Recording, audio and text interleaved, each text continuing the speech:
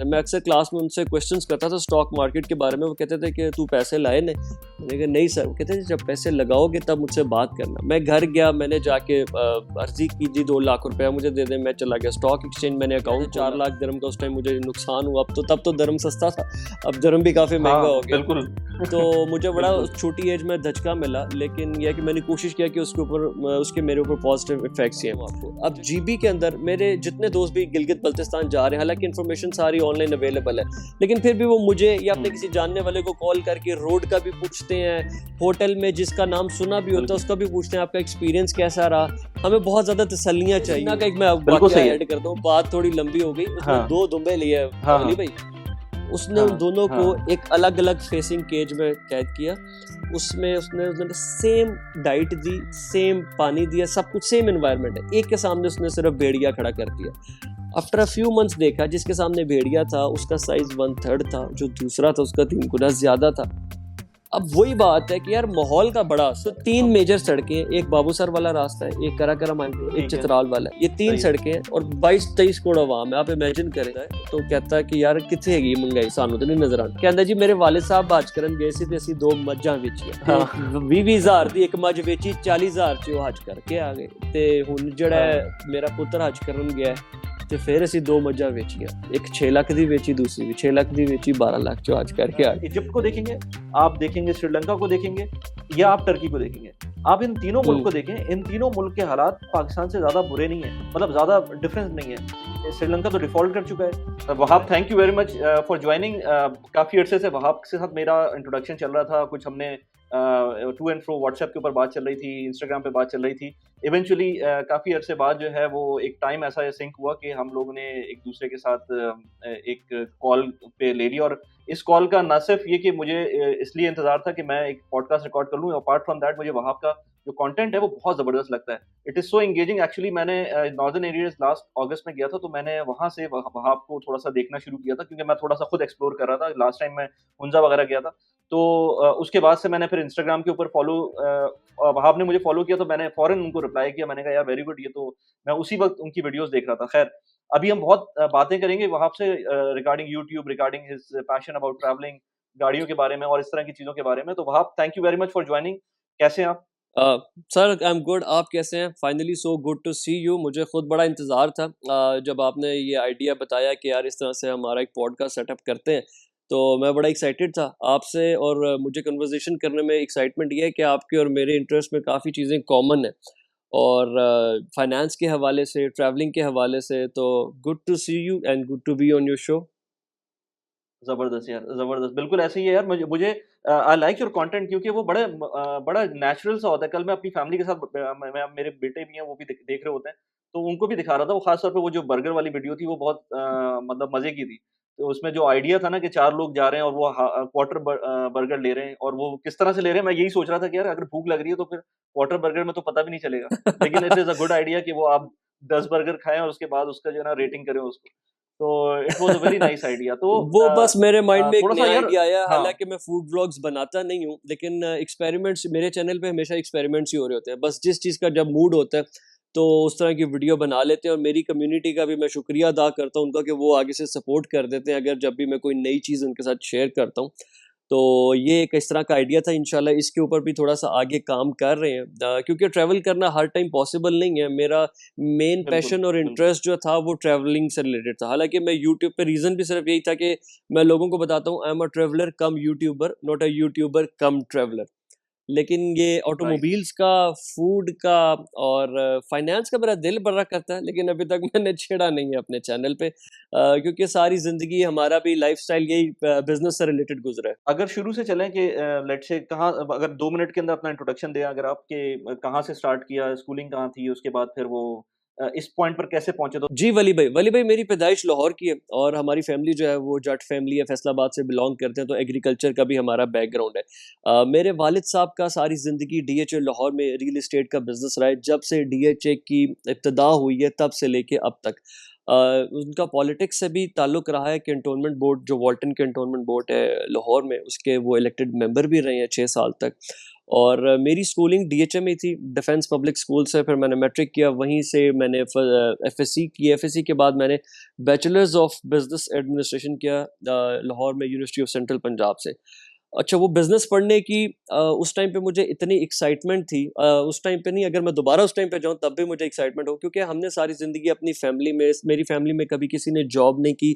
सबके अंदर सिर्फ ये डिफरेंट एक्सपेरिमेंट्स करने का, एक टाइम पे मल्टीपल बिजनेसेस करने का, और चारों तरफ वही बातें होती थी, तो इन्वायरमेंट उस तरह का था। और मुझे भी जो मेरे माइंड में आइडियाज़ आते थे उनको परसू करना, वो क्रिएटिव आइडियाज़ को मार्केट में जाके टेस्ट करना, ये चीज़ें शौक था। तो मैंने सोचा कि यार बिजनेस स्टडी से ज़्यादा सूटेबल ऑप्शन नहीं हो सकता। जब पढ़ना शुरू किया राइट। उसी टाइम पे मैंने फिर स्टॉक एक्सचेंज में ट्रेडिंग स्टार्ट की। वो भी हमारे एक टीचर थे बिलाल इलाही साहब, मैं उनका शुक्रिया अदा करूंगा कि उन्होंने उस टाइम पे बड़ा मैं मोटिवेट करते थे। मैं अक्सर क्लास में उनसे क्वेश्चंस करता था स्टॉक मार्केट के बारे में। वो कहते थे कि तू पैसे लाए ने? मैंने कहा नहीं सर। वो कहते थे जब पैसे लगाओगे तब मुझसे बात करना। मैं घर गया, मैंने जाके अर्जी की जी 2 लाख रुपया मुझे दे दें। मैं चला गया स्टॉक एक्सचेंज, मैंने अकाउंट खोला। और उसके बाद वाकई सर ने मुझे जिस तरह से फिर टाइम देना स्टार्ट किया और समझाना शुरू किया, वो बेसिक प्रिंसिपल्स थे वहाँ से लेके आज तक। फिर ट्रेडिंग मेरे साथ है ऑफ एंड ऑन। फिर मैंने और बिजनेसेस किए हैं, स्टॉक्स, कमोडिटीज ट्रेडिंग, इनमें तो मुझे इंटरेस्ट था। फिर मैंने यूनिवर्सिटी ख़त्म होने के बाद यूएई में बाय चांस एक रेस्टोरेंट परचेज कर लिया। वो मेरा पहला बड़ा बिजनेस था जिसमें अप्रॉक्सीमेटली तब मैंने 5 लाख दिरहम की इन्वेस्टमेंट की थी, और उसमें मैंने अच्छा खासा लॉस भी ये कब की कमाया। बात है? ये वली भाई 2015 की बात है। 15 से लेके राइट। 17 तक मैंने रेस्टोरेंट बिजनेस किया है। उसके बाद हम्म। पाकिस्तान में वापस आया, और तब मैं छोटी छोटी मल्टीपल इन्वेस्ट यूएई से मैं अच्छा खासा लॉस करके आया था। 4 लाख दिरहम का उस टाइम मुझे नुकसान हुआ। अब तो तब तो दिरहम सस्ता था, अब दिरहम भी काफ़ी महंगा हो हाँ, गया। बिल्कुल। तो मुझे बड़ा बिल्कुल। छोटी एज में धचका मिला, लेकिन यह है कि मैंने कोशिश किया कि उसके ऊपर उसके मेरे ऊपर पॉजिटिव इफेक्ट्स ही हैं। मुझे गाड़ियों में बहुत ज़्यादा इंटरेस्ट है। मेरे वालिद साहब मुझे रियल एस्टेट के बिजनेस से थोड़ा सा डिस्करेज इसलिए करते थे कि हर पाकिस्तान में अब तो वैसे हर बिजनेस में ये चीज़ आ गई कि झूठ बहुत ज़्यादा आ गया। और वो कहते थे हम्म। कि यार ये करते करते ये धंधा अब इतना आगे निकल गया कि चीज़ एक होती है और लोग बेच 3-4 चुके होते हैं। तो हम्म। अनफॉर्चुनेटली दैट इज नॉट, इस बिजनेस का कसूर नहीं है, हमारी मार्केट का कसूर है। तो ये उनका एक आइडिया था कि मुझे डिस्करेज करते थे। तो मैंने फिर गाड़ियों में इन्वेस्ट किया, एग्रीकल्चर के ऊपर मैंने रिसर्च की। फिर मैंने मल्टीपल, वो कहते हैं ना कि ऑल्टरनेट इन्वेस्टमेंट्स को एक्सप्लोर करूं, पाकिस्तान में बैठ के बाहर कैसे काम कर सकता हूं। मैंने क्रिप्टो में भी रिसर्च किया, मैंने स्टॉक्स में रिसर्च करना शुरू किया। फिर मैंने ऑस्ट्रेलिया पढ़ने जाने का प्लान बनाया। गाड़ियों का मेरा बिजनेस अल्हम्दुलिल्लाह पाकिस्तान में बहुत अच्छा एक्सपीरियंस रहा है। फिर मैं चला गया मास्टर्स ऑफ इंटरनेशनल बिजनेस करने के लिए मैक्वेरी यूनिवर्सिटी सिडनी। वो चीज़ बहुत लाइफ में एक मज़े का एक्सपीरियंस था। मैं वहाँ पे सिर्फ एक्सपीरियंस लेने जाना चाहता था कि मैं वहाँ की यूनिवर्सिटी में, जहाँ पे हमारे पास ग्लोबल पूरी दुनिया से स्टूडेंट्स के बैच आए होते हैं, वहाँ पे भी हम अपने आप को आजमाएं। क्योंकि अपनी लोकल यूनिवर्सिटीज़ में तो अगर हम परफॉर्म करते हैं वो बहुत अच्छी चीज़ है, लेकिन वहाँ पे जाके जब हम अपने अपना, वो कहते हैं ना, जोरे बाजू देखते हैं या वजन करते हैं, तो वो चीज़ एक लाइफ हाँ। में बहुत इंपॉर्टेंट थी करने के लिए। Unfortunately right. सेमेस्टर ब्रेक में मैं पाकिस्तान आया। उस टाइम पे कोविड की वजह से वो ट्रैवल बैन लग गया, ओके। वापस जा नहीं सका। एंड देन फिर मैंने सोचा ओके। कि यार दुनिया बंद है, ट्रैवलिंग वैसे भी पहले करता रहता था, तो मैंने यूट्यूब चैनल जो बनाया है क्यों ना इसके ऊपर कंटेंट शुरू करूँ। और फिर मैंने एक छोटी सी गाड़ी ली सर्फ ओवरलैंडिंग के लिए, जो कि मेरी पहली पर्सनल एसयूवी थी, जिसको मैंने तोड़ने फोड़ने के लिए बनाया। और मैंने फिर पाकिस्तान ट्रैवल करना स्टार्ट किया, और फिर पूरा कोई कोना छोड़ा नहीं उसके बाद। और वो सारा एक्सपीरियंस यूट्यूब के ऊपर है। अभी मेरे आगे काफ़ी बिजनेस प्लान्स चल रहे हैं। फैमिली के साथ भी मैं कुछ बिजनेसेस करता हूँ, लेकिन मैं टूरिज्म से रिलेटेड, क्योंकि मेरा मेन सब्जेक्ट ट्रैवल का है, टूरिज्म का है, कंटेंट भी वो है। उससे रिलेटेड हम एक नया स्टार्टअप पाकिस्तान में लेके आ रहे हैं, जो कि फर्स्ट ऑफ इट्स काइंड होगा, यूनिक होगा।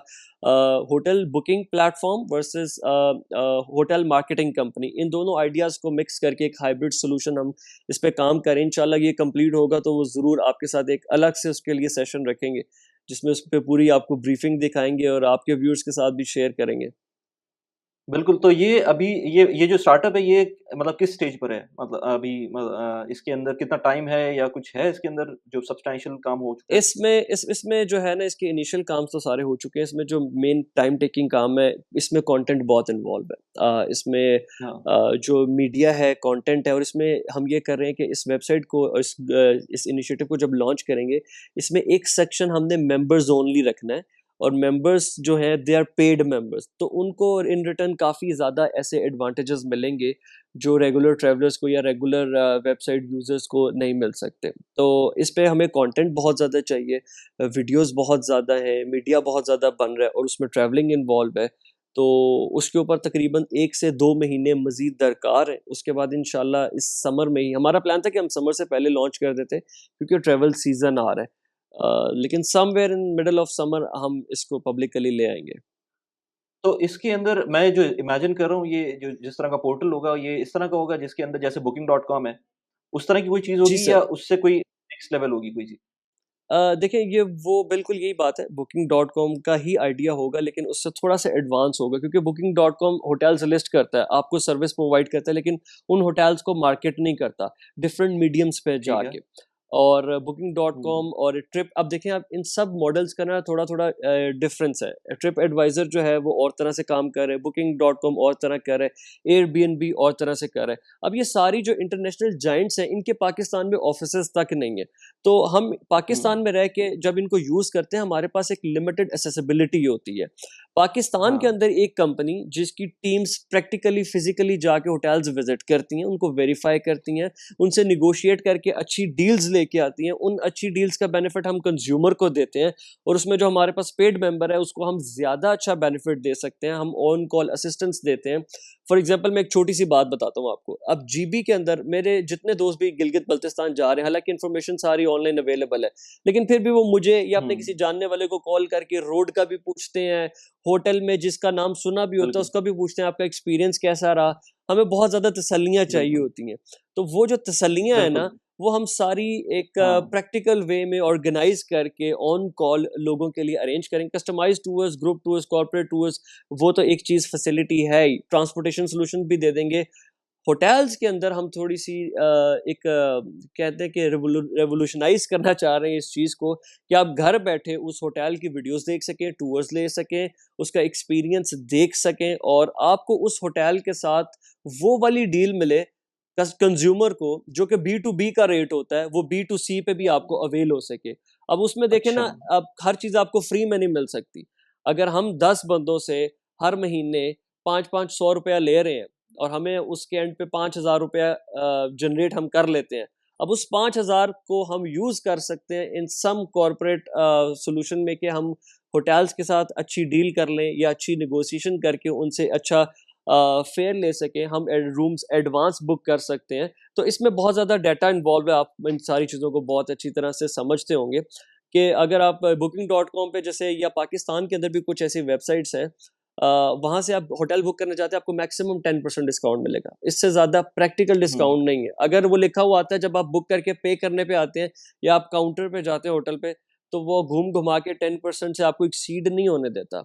हमारा ये प्लान है कि हम 20, 25, 30% तक लेके जाएँ, उससे हम पेड मेंबर से कुछ ना कुछ इसमें कंट्रीब्यूशन ले लें, उसको हम रीजनरेट करके किसी तरह होटल्स के साथ इस तरह से इन्वेस्ट करें कि वो हमें ज़्यादा फ़ेवर देने की पोज़ीशन में आए। राइट। अच्छा ये इस बात से मुझे एक चीज़ याद आई मतलब मैं हमेशा ये सोचता हूँ और I am sure you you must be knowing क्योंकि इनसाइड आउट पता है। तो अगर मैं booking.com से कोई होटल बुक करता हूँ और जी हाँ, मैंने लेट्स से उसके अंदर पे नहीं किया और मैं उसको वहाँ जाके पे करना चाहता हूँ। तो मैंने अक्सर देखा जी है हाँ। कि वहाँ पर जाकर मुझे ये फीलिंग आती है कि यार जब होटल पहुँच गए, तो अब होटल का और booking.com का जो रिलेशन है वो खत्म हो गया है। अब हम जा रहे हैं और डायरेक्ट ऑन द काउंटर हम बुकिंग करेंगे, तो वो हमें फर्दर ज़्यादा डिस्काउंट देना चाहिए। लेकिन मैंने अक्सर देखा है कि वो booking.com से ज़्यादा का डिस्काउंट वो भी नहीं दे पाते।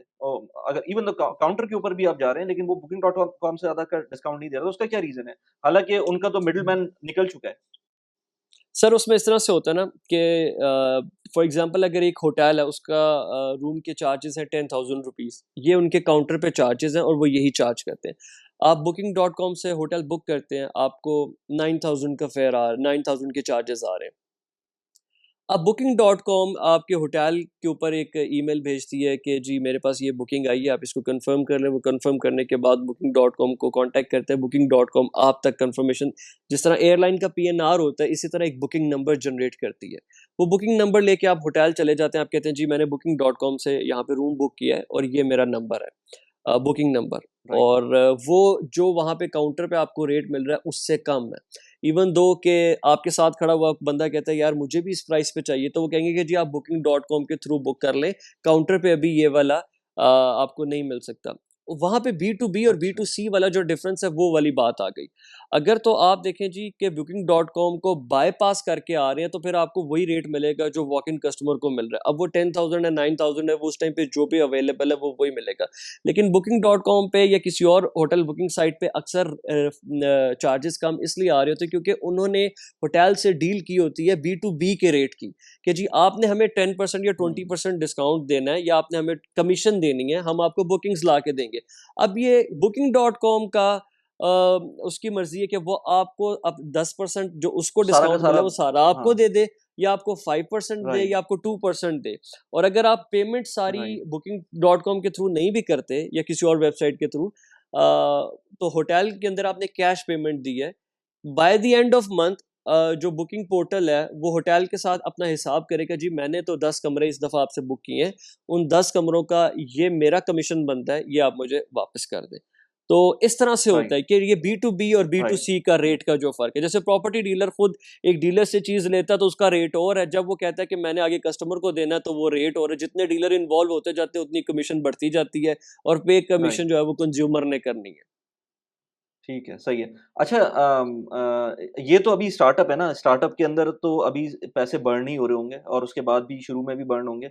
अभी करंटली क्या मॉडल है यूट्यूब और लेट्स से ब्रांड डील्स का और इंस्टाग्राम का और इस तरह, क्योंकि मैं इंस्टाग्राम पे भी देखता हूँ काफ़ी एक्टिव हूँ और इवन 3000 फॉलोअर्स के ऊपर मैंने देखा you you got some brand deals as well, तो वो भी बड़ा कमेंडेबल चीज़ है कि उसके अंदर ब्रांड डील्स मिल गया। तो अभी करंटली मोनेटाइज़ेशन का क्या एस्पेक्ट है सोशल मीडिया के थ्रू? और वली कब भाई से हुई अभी है मोनेटाइज़ेशन? मोनेटाइजेशन तो जब चौथी वीडियो डाली थी तो 1000 सब्सक्राइबर क्रॉस हो गए थे और मोनेटाइजेशन हो गई थी। वो चौथी वीडियो नहीं, जो मेरा थी मतलब मेरी। यूट्यूब मोनेटाइज़ेशन नहीं है, मतलब मेरा मतलब ये कि वो तो ठीक है, एक मोनेटाइज़ेशन है, लेकिन apart from that brand deals के साथ या वैसे हाँ कोई जी, प्रमोशन के थ्रू ओवरऑल वो इस तरह से मोनेटाइज़ेशन, हुआ है कि यस। अभी करंटली जो है ना 54,000 सब्सक्राइबर्स है इसके ऊपर यूट्यूब पे, और मेरा चैनल जो है ना वो काफ़ी स्लो है, क्योंकि आप तो एल्गोरिदम को बहुत अच्छी तरह समझते होंगे कि एवरेज महीने में 4 वीडियोस अगर आ रही हैं, व्यूज़ पर वीडियो अच्छे आ जाते हैं, लेकिन ज़्यादा इंप्रेशंस यूट्यूब इसलिए नहीं जनरेट कर पाता कि मेरे चैनल पे कंसिस्टेंसी उतनी नहीं है, कंटेंट उतनी जल्दी अपलोड नहीं हो रहा, और इंस्टाग्राम पे आई थिंक अप्रॉक्सीमेटली 3500 के करीब होंगे। अच्छा, मैं इतना हुँ। सोशल मीडिया से दूर रहने वाला इंसान हूँ कि अगर मैं यूट्यूब ना यूज़ करता होता तो शायद मेरा कोई सोशल मीडिया पे अकाउंट भी ना होता। मेरी तो व्हाट्सएप पे भी राइट। कोई डीपी नहीं राइट। लगी होती। तो मुझे सिर्फ़ और सिर्फ़ हाँ। मेरा पैशन इस चीज़ में लेके आया, और वो सारा जो कंटेंट बनाया था वो पैशन ड्रिवन था। करते-करते ये हुआ कि मेरी जो सब्सक्राइबर्स की एक कम्युनिटी बिल्ड हो गई, उनके साथ मेरा माइंड अल्हम्दुलिल्लाह इतना अच्छा मैच करता है कि हम रिलेट बहुत कर सकते हैं। जो सब्जेक्ट्स हमारे बीच में कॉमन है, जब मुझे उनकी बातें सुनने को मिलती है तो मुझे लगता है कि यार उस तरफ भी वहाबी बैठा हुआ है और इस तरफ भी वहाबी हुँ। बैठा हुआ है। तो जो हुँ। मेरे पास जो नीश है वो बहुत अच्छी है और वो बहुत रिस्पॉन्सिव ऑडियंस है। इवन दो कि अगर आपको शायद याद हो कि मैंने पिछले साल जब फ्लड्स आए थे तो बलूचिस्तान में फ्लड रिलीफ्स का काम किया था, और हुँ। उस टाइम पे मेरे सब्सक्राइबर्स शायद इससे भी कम होंगे, और सब फ्लड्स वाली जो मैंने 3 वीडियोस लगाई थी, those are the least viewed videos out of अभी तक मैंने यूट्यूब पे जितनी की हैं। लेकिन उसके रिस्पॉन्स में ये था कि मेरी कम्युनिटी ने अल्हम्दुलिल्लाह मुझे इतना अच्छा रिस्पॉन्स दिया, हमने तो करते-करते कुछ 4 मिलियन रुपीस की फंड रेजिंग जो थी विद इन फ्यू डेज़ कर दी, जो कि एक्सेप्शनल है कि उस टाइम पे शायद 40,000 सब्सक्राइबर्स थे। दो के यूट्यूब से ही? जहाँ सिर्फ ये यूट्यूब यू से? सिर्फ यूट्यूब से इन लोगों को मैं नहीं जानता, मैंने किसी से प्रैक्टिकली वेरी फिजिकली नाइस। जाके पैसे नहीं मांगे थे, और हमने ये सारा कुछ वहां से मुझे ये आइडिया हुआ कि यार ये वाला जो हमारा ग्रुप है, अभी मैं अगर वीडियो लेट भी डालता हूँ तो ये इनकी मेहरबानी है कि ये आगे से रिस्पॉन्स करते हैं। तो एक तो ये है कि रिस्पॉन्सिव है, राइट। इंटरेस्ट मैच करता है, ये नीश बहुत अच्छी है, और ये रिएक्ट करने वाले लोग हैं। अगर मैं उनसे ट्रैवलिंग की बात करता हूँ तो पता चलता है कि वो भी उन जगहों पे पहुंचे हुए हैं, वो फील करते हैं, मुझे अपनी जाके पिक्चर्स दिखाते हैं, वीडियोस दिखाते हैं। अगर मैं गाड़ियों की बात करता हूँ तो मोस्ट ऑफ माय ऑडियंस उनके पास कहीं ना कहीं या वो गाड़ियां हैं या वो गाड़ियां लेने के प्रोसेस में है, तो वो सब्जेक्ट्स बहुत कॉमन है। अब मैं अक्सर लोगों को ये कहता हूँ कि यार मैटर नहीं करता कि सब्सक्राइबर्स कितने, आपके 3 लाख है 4 लाख है, डिपेंड ये बिल्कुल। करता है कि बिल्कुल। देखने वाला आपको समझता क्या है। अब कुछ लोग ऐसे भी होंगे जिनके 10,000 सब्सक्राइबर होंगे, लेकिन मैं समझता हूँ कि यार मैं उनको बहुत ज़्यादा पसंद करता हूँ, मेरे नज़दीक उनके मुँह से निकली हुई बात असर रखती है।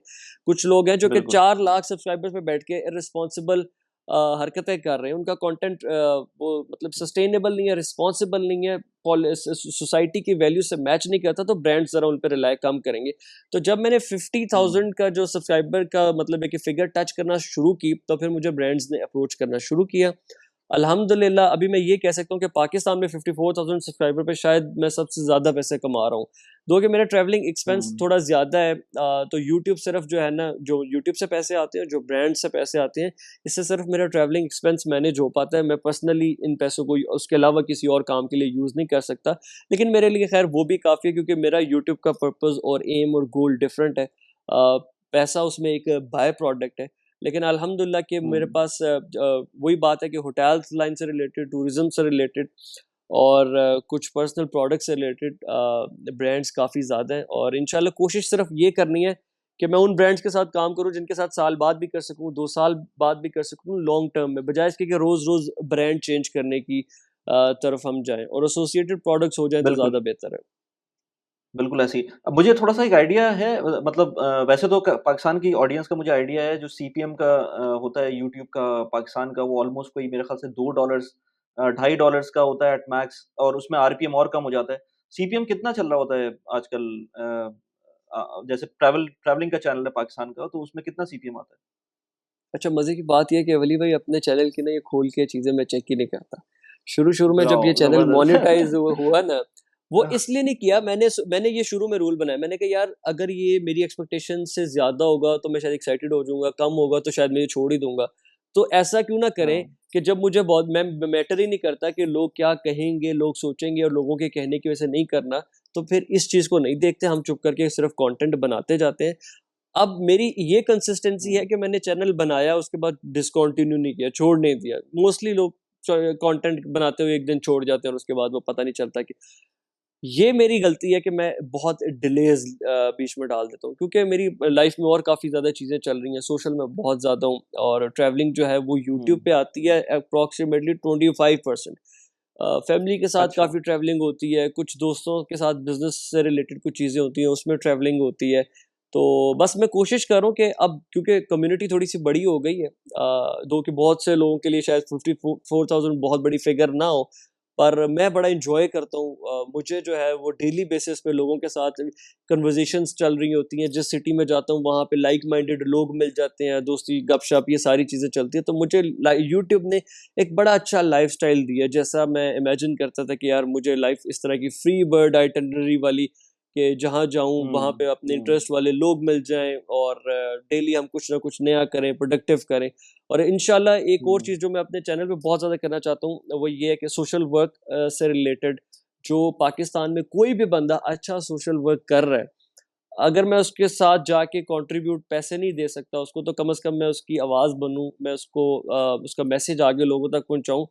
क्योंकि जब मैंने खुद सोशल वर्क किया तो मैंने लोगों को ये कहा कि यार मेरा मकसद ये नहीं है कि आप मुझे सपोर्ट करें, या आप ये वाला काम कहीं और जाके करें। इससे सिर्फ़ एक पॉज़िटिविटी फैलेगी, जिसकी हमारे मुल्क में सबसे ज़्यादा ज़रूरत है। जैसे हम लोग अक्सर बिल्कुल। डिस्कस कर रहे होते हैं ना कि यार मुल्क के हालात ख़राब हैं, अब करें क्या? मान लिया, रो लिया, पिट लिया, हम सारे कहीं न कहीं बहस करते हैं शाम को ड्राइंग रूम में बैठ के सियासी हालात पे, क्योंकि हम इसके बारे में कुछ करना भी चाहते हैं, और हमें ये फेस भी करना पड़ रहा है, और हमारे पास सॉल्यूशन नहीं है कि हम क्या करें। मैंने तो इसका हल ये निकाला है, ना मैं न्यूज़ देखता हूँ, ना मैं इस बिल्कुल तरह सही की है। डिस्कशंस का हिस्सा बनता हूँ। मैंने अपने ज़हन में एक अपनी आइडियल बिल्कुल। दुनिया बनाई हुई है, जिस तरह की दुनिया मुझे पसंद है। जैसे मैं ऑस्ट्रेलिया में था ना, तो मुझे लगता था दुनिया में कोई मसला ही नहीं है, कोई नेगेटिव न्यूज़ सुनने को, देखने को मिलती नहीं है, हम इतने मसरूफ़ होते थे। पाकिस्तान में भी मैंने यही कर दिया है कि यार ना देखो, ना सोचो, क्योंकि रहना तो पाकिस्तान ही है ना। अब अगर पाकिस्तान से भी बाहर चले जाएँगे, पाकिस्तान को अपने अंदर से नहीं निकाल सकते। इसकी ब्रांडिंग हमने साथ-साथ करनी है। तो इन जैसे एक काफ़ी ज़्यादा इस पे किताबें हैं, इस पे डॉक्यूमेंट्रीज़ हैं, बायोलॉजी ऑफ बिलीफ है, हमारा मज़हब ये कहता है कि आप जैसा गुमान करेंगे वैसा होगा। डॉक्टर ब्रूस लिप्टन ना यूके के बड़े अच्छे साइकोलॉजिस्ट हैं, वो कहते हैं ना कि बच्चे की 7 साल की उम्र तक आप जो चीज़ें उसके सामने इंस्टॉल कर देंगे, उसने सारी ज़िंदगी वही चीज़ें करनी है। बच्चा सारी इज़ जिंदगी लाइक साथ अ में चलेगी, रिफ्लेक्शन, बिल्कुल। इज़ लाइक अ मिरर, जो आप करते हैं वो बच्चा रिफ्लेक्ट करता है। आप उर्दू बोलते हैं, वो उर्दू बोलना शुरू करता है। आप पश्तो बोलते हैं, वो करना शुरू कर देता है। हम लोग रोज़ाना सुबह उठ के रोते हैं, पीटते हैं, अपने आप को कोसते हैं, हमारा मुल्क तबाह हो गया, ख़त्म हो गया, अब वो इफ़ेक्ट चलता है। एक बंदा दूसरे को कहता है, दूसरा तीसरे को कहता है, और वो एक मायूसी की लहर जो है ना, वो डिप्रेशन हमारी कौम में आ गया हुआ है। हालाँकि बिल्कुल, जिन बिल्कुल। कौमों को हम थोड़ा-सा भी तरक्की करते हुए देख रहे हैं ना, हमारे आस-पड़ोस में जो लोग हैं, अब कल्चर तो ऐसे ही बनता है ना वली भाई, एक बंदा काम शुरू करता है, वो कामयाब होता है, दूसरा कहता है यार ये हो गया, मैं भी हो जाऊँगा, मैं भी करता हूँ। यहाँ पे जो हो रहा है, वो भी कह रहा है नहीं हो रहा, चुप कर, जो छुपा, जो हुँ, नहीं-नहीं सब मसले हैं, रो रहे हैं, दर्द है, मसला है, ज़िंदगी खत्म हो गई, आवाज़ आ रही है। अब चारों तरफ अगर चीज़ें ये चलेंगी तो फिर हमारा कल्चर, हमारा माहौल सारा वो डिप्रेशन हो जाएगा ना। वो इब्ने सीना का एक मैं बिल्कुल वाकया सही है। ऐड करता हूँ, बात थोड़ी लंबी हो गई। उसने हाँ, 2 दुम्बे लिए हाँ, वली हाँ, भाई, उसने उन हाँ, दोनों को हाँ। एक अलग-अलग फेसिंग केज में कैद किया।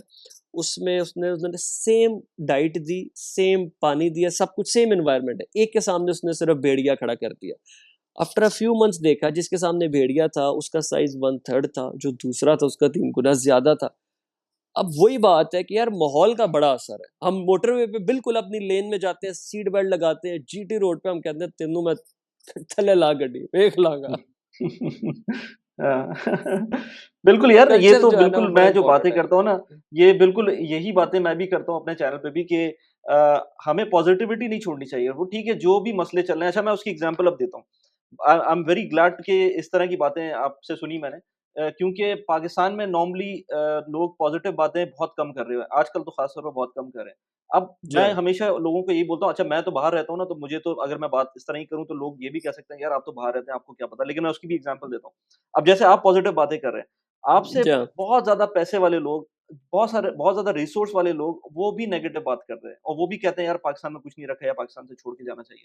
अब ठीक है, जी हाँ। उनकी अपनी मर्ज़ी है, वो जा भी सकते हैं, लेकिन वो लोग, वही लोग जब पाकिस्तान से बाहर जाते हैं, फिर भी वो पाकिस्तान के बारे में बात कर रहे होते हैं और फिर भी वो छोड़ नहीं रहे होते उसको। अब मैं उसकी एग्ज़ाम्पल इस तरह से लेता हूँ कि अभी मैं यहाँ पर अपने दोस्तों की गैदरिंग में बैठ गया हूँ। अब वैसे तो मैंने पिछले 2-3 सालों से कुछ इस तरह की अपनी परसेप्शन दे दी है कि लोगों को पता होता है कि यार मैं हुँ, इनके इ कोई भी सामने हो ना मेरे, तो मैं उससे कोई नेगेटिव बात नहीं करता। वो अवॉइड करते हुँ, हैं कि मुझसे नेगेटिव बात करें, क्योंकि मैं ये कहता हूँ कि यार कोई फ़ायदा नहीं है इस तरह की बातें करने का। मैं ना हुँ। स्पोर्ट्स पे बात करता हूँ, स्पोर्ट्स खेलने वाली बात होती है ना, तो वो ठीक है। लेकिन ना मैं स्पोर्ट्स को, हाँ, क्रिकेट को मैं वो कोई अपना टॉपिक बनाता हूँ, ना मैं पॉलिटिक्स को टॉपिक बनाता हूँ। मैं टॉपिक बनाता हूँ जी कि हाँ। आप कर क्या रहे हैं? आप पॉज़िटिव क्या चीज़ कर सकते हैं? आप हुँ, पाकिस्तान से बाहर बैठे हुए हैं, आपको इस वक़्त कोई मसला नहीं है, ना पावर आउटेज का मसला है, ना इंटरनेट आउटेज का मसला है, ना ट्रैफ़िक का मसला है, ऐसा कोई बहुत ज़्यादा है। ठीक है, आपकी जॉब है, जो भी उसके अंदर प्रॉब्लम्स हो सकती हैं, वही है ना। हुँ। पाकिस्तान में देखिए, पाकिस्तान में क्या-क्या प्रॉब्लम्स हैं, लेकिन फिर भी लोग काम कर रहे हैं और फिर भी लोग पॉज़िटिविटी के साथ से भी काम कर रहे हैं और नेगेटिव थॉट्स के साथ भी काम कर रहे हैं। तो आपके साथ सारी चीज़ें नेगेटिव हो सकती हैं, लेकिन एट द सेम टाइम आप उसके अंदर ये नहीं कह सकते कि अब उन नेगेटिव चीज़ों की वज़ह से आप कुछ कोई चीज़ प्रोडक्टिव नहीं कर सकते। हर तरह से हुँ, काम हो सकता है, लेकिन अगर हर वक़्त यही व्हाट्सएप, मैं व्हाट्सएप खोलता हूँ अपने स्कूल्स के ग्रुप का या यूनिवर्सिटी के ग्रुप का, या लेट्स से और भी डिफरेंट ग्रुप्स हैं, फैमिली के ग्रुप्स का, उनमें यही चीज़ें चल रही होती हैं। अभी रिसेंटली जो पीछे इवेंट्स हुए हैं पाकिस्तान के अंदर, उसके अंदर आप अभी छोड़ें व्हाट्सएप, 3 घंटे बाद आएँगे, आपको व्हाट्सएप के ऊपर एक लंबी लिस्ट मिलेगी। तो मैं तो व्हाट्सएप जी की हाँ। नोटिफ़िकेशन नॉर्मली ग्रुप्स की बंद करके रखता हूँ, कि मुझे सुनना ही नहीं है कि लोग क्या कह रहे हैं। वो बात नहीं है कि मैं मुझे पता नहीं है, मैं भी अपने आप को पूरी तरह से, क्योंकि मुझे पता है कि यार अगर लेट्स से पाकिस्तान के अंदर इंटरनेट बंद होता है, तो मुझे पता है यूट्यूब की ट्रैफिक डाउन हो गई है, तो उसके अंदर मुझ पे भी जी इम्पैक्ट हाँ। आता है, लोग मुझे देखना बंद कर देंगे। वो सारी चीज़ें अपनी जगह पर है, लेकिन उसका मतलब ये तो नहीं है कि मैं कॉन्स्टेंटली फिर उस उन न्यूज़ के अंदर घुस जाऊँ। मैं ऐसे-ऐसे हुँ, लोगों को जानता हूँ जो कि कहते हैं कि यार हमारी सैलरीज़ कम है या इनकम कम है, लेकिन एट द सेम टाइम वो पॉलिटिक्स के अंदर, न्यूज़ के चैनल के अंदर घुसे हुए होते हैं, नेटफ्लिक्स के अंदर घुसे हुए होते हैं।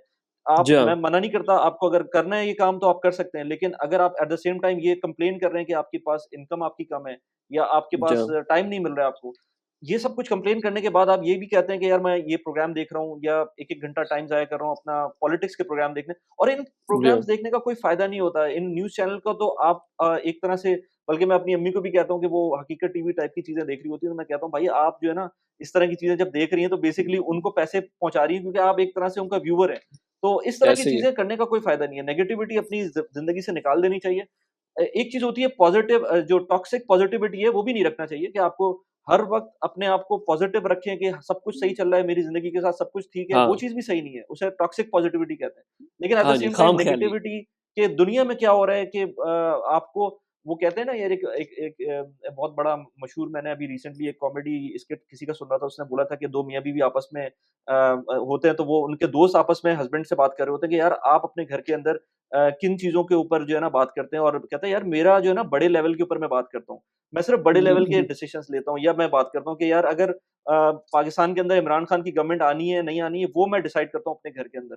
लेकिन जो छोटे-मोटे मसले हैं वो मेरी वाइफ़ डिसाइड करती है कि वो बच्चों के कौन-सा स्कूल है, बच्चों की शादियाँ क्या करनी है, वो मेरी वाइफ़ डिसाइड करती है।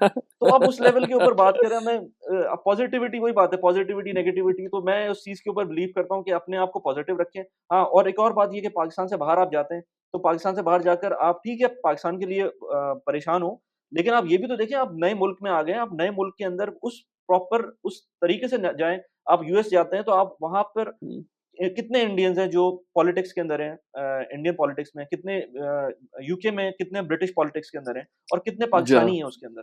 इवन इसी बिल्कुल, तरह से गल्फ कंट्रीज़ के अंदर पॉलिटिक्स तो होती नहीं है, लेकिन गल्फ कंट्रीज़ के अंदर कितने लोग आपको बिज़नेस में मिलेंगे। या लेट्स से बिल्कुल। कंटेंट क्रिएट, अभी मैं नाज़ समिट में गया हुआ था, तो जितने पैनलिस्ट थे, I would say 50% panelist India से थे, और बाकी हुँ, 50% बाकी रेस्ट ऑफ द वर्ल्ड से थे।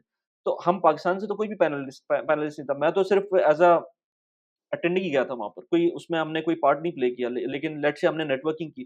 तो अपने एंड के ऊपर जितना आप काम कर सकते हैं, अपने एंड के ऊपर जितना दे सकते हैं कम्युनिटी को, वो इवेंचुअली आपका मुल्क बेहतरी की तरफ जाएगा, रादर देन बिल्कुल। सिर्फ़ और सिर्फ़ रोना-पीटना करते रहेंगे, स्टोरीज़ लगाते रहेंगे, ट्विटर पे क्योंकि गालियाँ उसका देते रहेंगे, फ़ायदा उससे कोई कोई फ़र्क नहीं नहीं है ना पड़ता। At the end of the day, जितना मर्ज़ी रोल लें, मिलेगा तो कुछ भी नहीं ना। और बिल्कुल, इन्फॉर्मेशन की बिल्कुल। बात आपने बिल्कुल सही की, अननेसेसरी इन्फॉर्मेशन इज़ पॉइज़न। अब वही बात है कि यस। इमरान खान से नीचे तो मसला है ही नहीं ना, वो कह रहा है कि जो बड़े मसले हैं वो मैं बैठ के सॉल्व कर रहा हूँ। यहाँ रक्शे वाले को भी पता है कि अमेरिका की कह रहा है, रूस ने की डील की हाँ, थी ये, ते जी इंडिया दी फॉरेन पॉलिसी, मतलब सारे बड़े-बड़े मसले सारे लोगों को पता है। तो फिर पता नहीं ये हाँ, बड़े-बड़े दफ्तरों में बैठ के बेचारे लोग क्या कर रहे होंगे। तो बस इसका हल हाँ, यही है कि बस बिल्कुल। कट डाउन करें, ना ऐसी कोई बात सुनें, अपने काम से काम रखें, ताकि जिस चीज़ में मुझे लगता है कुछ देर बाद अब ये वक़्त आ जाएगा जब साइकोलॉजिस्ट के पास जाया करेंगे ना, वो कहेगा अपना फ़ोन दिखाएँ। आपके फ़ोन के अंदर ही ज़िंदगी के सारे मसले हैं। वो देखेगा आप आपके हाँ, इंस्टाग्राम पे क्या आ रहा है, आपके यूट्यूब पे क्या आ रहा है, जिन चीज़ों में आपने वक़्त खपाया होगा, वही इंप्रेशंस आ रहे होंगे ना सामने। तो बिल्कुल, बिल्कुल। अब उसमें यूट्यूब, ये आपने खुद जितने गम भी सेलेक्ट सोशल किया मीडिया के हुआ है। हाँ, यूट्यूब या जितने भी सोशल मीडिया प्लेटफ़ॉर्म्स हैं, ये तो चाहते हैं कि आप ग्लूड रहें उनके साथ। अब ऐसे ही है। हमारी मेरी वीडियो का रिटेंशन रेट है ऑलमोस्ट कोई 30 टू 40%। कोई जी ऐसी, हाँ। अब मैं मुझे भी पता है ना, यूट्यूब पे अब हमने 3 साल से वीडियोज़ बना रहे हैं, तो मुझे पता है कौन से टॉपिक के ऊपर, किस तरह की थंबनेल के ऊपर, किस तरह के रिएक्शंस मिलते हैं। लेकिन मैं उस तरह की फिर भी क्लिकबेट्स नहीं बनाता, लेकिन मुझे पता है कि वो लोगों की साइकी कुछ इस तरह की है कि वो क्लिक किस हुँ, चीज़ के ऊपर कर रहे होते हैं। शॉर्ट टर्म मनी, जो जल्दी पैसे बनाने हैं, उसके ऊपर वो लोगों को फ़ौरन उसके अंदर आना होता है। लॉन्ग टर्म के ऊपर सबने हुँ। छोड़ दिया। इसी वजह से जितने भी प्लेटफ़ॉर्म्स हैं, टिकटॉक है या इंस्टाग्राम है, वो भी अब शॉर्ट टर्म जो शॉर्ट फॉर्मेट ऑफ वीडियो है, उसकी तरफ जा जी रहे हैं। हाँ। और वो लोगों का मसला है ना कि आपका अटेंशन स्पैन खत्म हो गया है। आप चाहते हैं कि 15 मिनट के अंदर कोई इन्फॉर्मेशन मिल जाए और उसको आप स्वैप कर दें। I don't know if you watch this guy Ali Abdaal, आप अगर नहीं देखते हो तो यार उसको ज़रूर देखो। बहुत ज़बरदस्त अच्छा, अच्छा। एक कंटेंट क्रिएटर है। He is from the UK, लेकिन वो पाकिस्तानी है? पाकिस्तानी बैकग्राउंड है उसका, लेकिन वो कंप्लीटली अच्छा, यूके अच्छा। में। और आई वुड से ऑलराइट। कि कंटेंट क्रिएटर्स के अंदर अगर पूरी दुनिया में देखा जाए ना, तो पाकिस्तान का नाम उसने ऊपर लेकर आया हुआ है। हालाँकि वो कंप्लीटली गोरा हो गया है, लेकिन अभी भी पाकिस्तान में कराची से था वो। कराची आता है, वो छोटे-छोटे बाज़ारों में चला जाता है, और उसका इतना बड़ा कोर्स होता है कि वो 6-6, 7-7, 8-8 हज़ार डॉलर्स के कोर्सेज़ दे रहा होता है यूट्यूब के। डॉक्टर है वो, कैम्ब्रिज का डॉक्टर है, लेकिन उसने डॉक्टरी छोड़ दी थी। यूट्यूबिंग करने की वजह से वो डॉक्टरी छोड़ दी थी। और जितने भी बड़े यूट्यूबर्स हैं दुनिया के, वो उसको जानते हैं और उसके कोर्सेज़ लेते हैं। लेकिन उसकी मैं देखता हूँ, बात अच्छी बात ये है कि वो जब भी बात करता है ना, तो वो कहता है कि आप जैसे वो कहता है कि यार मुझे जो है ना अपनी वीडियोज़ को कन्वर्ट करना है उर्दू में। वो ये नहीं कहता कि मुझे हिंदी में कन्वर्ट करना है, वो कहता है मुझे उर्दू में कन्वर्ट करना है। मुझे अपनी वीडियोज़ को लेट्स से पाकिस्तानी ऑडियंस को मैं चाहता हूँ कि कोई ऐसा बंदा भी निकल के आए जो कि उर्दू में कहता है नोबडी माइट नीड, क्योंकि वो प्रोडक्टिविटी के ऊपर सबसे he is big on productivity. तो वो बात हुँ। करता है बेसिकली यूट्यूब की बात करता है, और साथ में वो बात करता है कि कैसे अपने टाइम को इम्प्रूव किया जाए, कैसे अपने टाइम को यूटिलाइज़ अच्छी तरह से किया जाए। तो उसमें वो कहता है कि यार प्रोबेबली हो सकता है इंग्लिश स्पीकिंग कंट्रीज के अंदर अब मुझे मेरे जैसा बंदा नहीं चाहिए, लेकिन हो सकता है जी, आपको उर्दू स्पीकिंग बंदा कोई चाहिए। हो सकता है कोई इस तरह का बिल्कुल। बंदा चाहिए जो उर्दू में मैसेज डिलीवर कर सके। तो इस तरह की चीज़ों के ऊपर वो बात करता है, तो I would definitely ask all the audience कि अगर उसको नहीं उसने किसी ने फॉलो किया तो उसको फॉलो करें। उसी की वजह से बिल्कुल। बाय द वे अभी रिसेंटली उसने एक वीडियो डाली थी अपनी फाइबर के ऊपर। तो फाइबर के अच्छा, साथ अच्छा। उसकी कोलैबोरेशन थी। तो फाइबर फाइबर ने जो है उसके साथ उसको कहा था कि प्रमोट करें वीडियो को, तो मैंने वो वीडियो एंड तक देखी। इत्तेफाक से एंड में जाके उसने बोला कि यार फाइबर का एफिलिएट प्रोग्राम है कंटेंट हुँ, क्रिएटर्स के लिए। तो अगर आप यूट्यूब के हुँ, ऊपर चैनल है आपका स्पेसिफिक आपकी एक सब्सक्रिप्शन बेस्ड है। हालाँकि मेरा उर्दू चैनल है, इंग्लिश चैनल भी है लेकिन मैं उसको उसपे महीने में 1 वीडियो डालता हूँ। लेकिन उर्दू चैनल के ऑलराइट। ऊपर मैं बहुत ज़्यादा कंसिस्टेंट हूँ। तो वो मैंने उसकी जब बात सुनी मैंने कहा यार मैं ट्राई करता हूँ फाइवर के साथ। फाइवर के साथ मैंने ट्राई किया और मेरे उर्दू चैनल के ऊपर ही उन्होंने कहा था कि आपको 400-500 डॉलर की एक वीडियो आप अपलोड करें हमारे लिए। जो भी रिसोर्सेज़ चाहिए वो हम देंगे आपको। यानी कि अगर वो चाह ये रहे हैं कि जो है ना अगर मैं फाइवर के ऊपर कोई 3 या 4 सर्विसेज़ ऑर्डर करूँ और उन 3 या 4 सर्विसेज़ को मैं कंपेयर करूँ कि वो 4 जो मैंने लेट्स से फ्रीलांसर्स पिक किए, उन्होंने मेरे मेरे साथ जो काम किया वो कैसा काम किया। तो अब मुझे ठीक है। इस काम के लिए फाइवर $500 तो अलग देगा, प्लस ये कि वो मुझको जो 3 सर्विसेज़ होंगी वो फ्री होंगी मेरे लिए और इसके अलावा जो कॉल टू एक्शन होगा उसके अंदर 10% का कट भी होगा। तो हुँ, इतना बड़ा मतलब वो उन्होंने ऑप्शन दिया हुआ है। अब Pakistani content creators I am sure कोई नहीं जाएगा उसके अंदर। आई डोंट नो मतलब हुँ, सिर्फ अप्लाई करने की देर थी उन्होंने मुझे एक 24 आवर्स के अंदर मुझे अप्रूव किया था वो। लेकिन अभी तक ऑलराइट। किसी को नहीं पता मेरे ख्याल से कि जो है कि इस तरह का कोई ऑप्शन है। उर्दू क्रिएटर्स जो हैं या हिंदी क्रिएटर्स जो हैं क्योंकि उर्दू और हिंदी एक बहुत बड़ी मतलब कौम है जो कि इस वक़्त मैं मुझे बहुत पता है बड़ी ना, मार्केट है। मैं मैं जिन ब्रांड्स के साथ इस वक़्त यूएई में काम कर रहा हूँ, उन ब्रांड्स के अंदर ये समझ लें कि सिर्फ़ और सिर्फ़ गोरे हैं या सिर्फ़ और सिर्फ़ अरबी हैं। उनमें इवन इंडियंस भी नहीं है, जो किसी को समझ में आ सके। मैंने जब उनके साथ काम स्टार्ट किया, वो ऐसे ही स्टार्ट किया कि उनके एफ़िलिएट्स के साथ मैंने लिंक्स किए और मैंने पाकिस्तानी ऑडियंस और जो इंडियन ऑडियंस थी मेरी, मैंने उनके उनके थ्रू उनको बताया कि यार इन चीज़ों में इन्वेस्ट कर सकते हैं। जब उनके पास वो इन्वेस्टमेंट अपॉर्च्युनिटीज़ गईं और लोग लोग आना शुरू हुए और बड़े-बड़े लोग आना शुरू हुए, तो वो देखने शुरू हुए कि ये बंदा कहाँ से भेज रहा है इनको। तो वो जब मेरे बैक ट्रैक करके मेरे चैनल पे पहुँचे तो उनको कुछ समझ ही नहीं आया। उसके बाद मैंने बाय द वे अपना इंग्लिश चैनल स्टार्ट किया कि मैंने जो बंदा मेरे पास आ रहा है, वहाँ से उसको मैं बताऊँ तो कि ये चल का क्या रहा है। फिर उनके साथ मेरी हुँ, ब्रांड डील्स भी हुई और अब मैं बताऊँ कि आपने सीपीएम तो अपने चैनल का नहीं देखा होगा, लेकिन अगर नहीं देखा तो जाके ज़रूर देखें। मैं आपको एक आइडिया देता हूँ कि पाकिस्तान के अंदर जो सीपीएम चल रहा होता है ना, तकरीबन कोई $1 से लेकर $2 के दरमियान चल रहा होता है। सीपीएम जी होता है हाँ, बेसिकली 1000 इम्प्रेशन लाइक व्यूज़ के ऊपर कितने डॉलर्स आपको मिल रहे हैं। तो जी हाँ, $1000 के ऊपर पाकिस्तानी कंटेंट क्रिएटर को ऑलमोस्ट कोई $1 से लेकर $2 ये भी सीपीएम है। अगर जी हाँ, आरपीएम देखेंगे तो वो उससे भी कम होता है, आरपीएम एक्चुअल रेवेन्यू होता है। लेकिन मेरा जी हाँ, सीपीएम इस वक़्त ऑल्दो कि Pakistani audience almost 40 to 50% Pakistani audience है, बाकी सारी कोई 10% के करीब 10 से 15% इंडियन ऑडियंस है एंड देन रिमेनिंग अच्छा, सारी गल्फ की है या फिर यूएस और यूके की है। अब वो जितने भी ठीक लोग है, यूएस, यूके से देख रहे हैं या लेट्स से गल्फ से देख रहे हैं, वो सारे उर्दू ऑफ कोर्स समझते हैं, लेकिन वो सारे एफ्लुएंट लोग हैं। तो मैंने जब उनको ठीक है। टारगेट किया तो मेरा सीपीएम इस वक़्त $15-16 के करीब पहुँचता है और अब ओके, इमेजिन करें कि $15-16 पर वो पहुँच दैट रहा है इज़ एंड 10 देन क्योंकि 10 times higher than 10 times Pakistani at least 10 market. Times Pakistani market से। तो वो उसका वही रीज़न है कि मैं जिस तरह की बात कर रहा होता हूँ वो और जो उसको जो जो पब्लिक देख रही होती है, इवन मेरी जो पाकिस्तानी ऑडियंस का सीपीएम है, वो भी कोई $3-4 पे जा रहा होता है। मतलब ये बात जी जो हाँ, होती है ना कि पाकिस्तान में सीपीएम आपको कम मिल रहा है, वो इसलिए कम मिल रहा है कि आपका जो नीश है या आपकी जो बातें हो रही हैं, वो प्रोबेबली उस लेवल की नहीं हो रही हैं, जिस लेवल की को आपका सीपीएम मिलना चाहिए। तो मेरे जो जी हाँ, पाकिस्तानी ऑडियंस का सीपीएम है, वो भी कोई 2 सवा $2 के करीब मिल जाता है। तो पॉइंट ये है कि अगर आप बात सही करेंगे ना, तो कंटेंट क्रिएशन और फिर मेरी ऑडियंस ज़्यादा नहीं है मतलब मेरी एक वीडियो के ऊपर 2000, 3000, 4000 मैक्सिमम व्यूज़ आएँगे। कुछ वीडियोज़ जो सर्च में चली जाती हैं, उनके ऊपर 50-60 हज़ार भी हो जाते हैं, लेकिन उससे ज़्यादा जी नहीं हाँ, होते।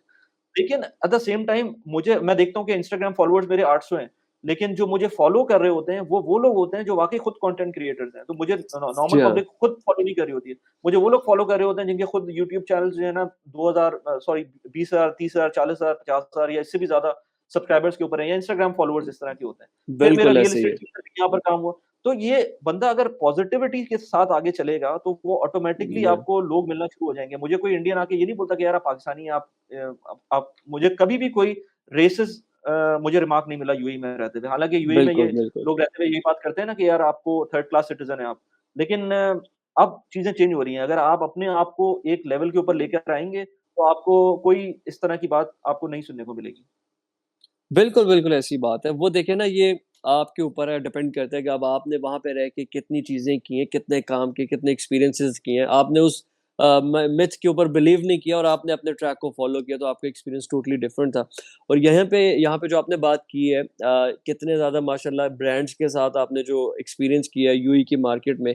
अब एक यूट्यूब के प्लेटफ़ॉर्म की वजह से और सोशल मीडिया के प्लेटफ़ॉर्म की वजह से आपका जो होराइज़न है वो कितना ब्रॉड हो गया। आपकी बिल्कुल, ये सारी बिल्कुल। एक्सपर्टीज़ हो सकता है आपके पास पहले से हो, या अब वक़्त के साथ-साथ आप वैसे भी इनको पॉलिश कर लेते। लेकिन यूट्यूब के थ्रू जब आप लोगों तक पहुँचाते हैं, अब 800 अगर आपके इंस्टाग्राम पे है, या आपके 37,000 मेरे ख़्याल से यूट्यूब पे है, इसमें से जो अगर रिस्पॉन्सिव ऑडियंस, जिस तरह के रेट्स आपने बताए हैं, सीपीएम रेट बताया और एंगेजमेंट का जो रेशो है आपका, तो भी ये बहुत अच्छी खासी ऑडियंस होती है। 800 क्लाइंट अगर किसी कंपनी के पास हो तो बहुत बड़ी बिल्कुल, कंपनी होती है। बिल्कुल। अभी तो मैं मैं भी लोगों को इंटरेस्टिंग एक यही चीज़ कहता हूँ कि बताऊँ डोंट न गो फॉर फुलिश नंबर्स, कि आपको जी लाख हाँ, होगा, 5 लाख हाँ, होगा, हर किसी हाँ, का देखिए एम डिफरेंट है। अब ऐसे भी बिल्कुल। लोग हैं जिनके 10-10 लाख व्यूज़ हैं, लेकिन वही लोग जब लोगों के सामने आते हैं, लोग उन्हें पहचानते ही नहीं है, क्योंकि वो हुँ, रिलेट नहीं कर पाते। उस तरह वो दिन में 10 लोगों को देख रहे हैं। डिपेंड ये करता है कि आपको 100 बंदा देखे, लेकिन वो आपके साथ रिलेट कर सके, वो आपको कुछ समझे, आप उसको कुछ दें, वो आपको कुछ एग्ज़ैक्टली, दें, एक टू वे कम्युनिकेशन चले एग्ज़ैक्टली। और एक लॉन्ग टर्म। अब मैंने अभी आपने जिनका मुझे चैनल बताया, मैं उनको इसलिए नहीं जानता क्योंकि मैं नए कंटेंट की तरफ बड़ा कम जाता हूँ। मेरी एक मखसूस सी मैंने अपनी दुनिया बनाई हुई है, जैसा मैं पहले बता रहा था ना।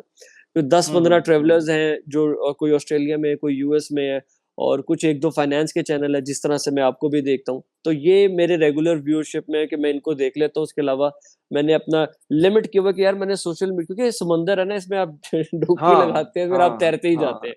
मैं खुद बिल्कुल, देखता हूँ इसमें यार, मैं टाइम बहुत आधे ज़ाया घंटे होता के है। लिए मैंने फ़ोन पकड़ा था, मैं तो डेढ़ घंटे बाद उठा हूँ। तो मैं इस चीज़ को इसलिए भी थोड़ा-सा अवॉइड करता हूँ, लेकिन लोगों को ये बताना चाहता हूँ कि यार अगर आप इस यूट्यूब को, सोशल मीडिया को प्रोडक्टिव वे में लेके आते हैं, स्काई इज़ द लिमिट। आप जो बिल्कुल। चाहें ज़िंदगी में वो अचीव कर सकते हैं।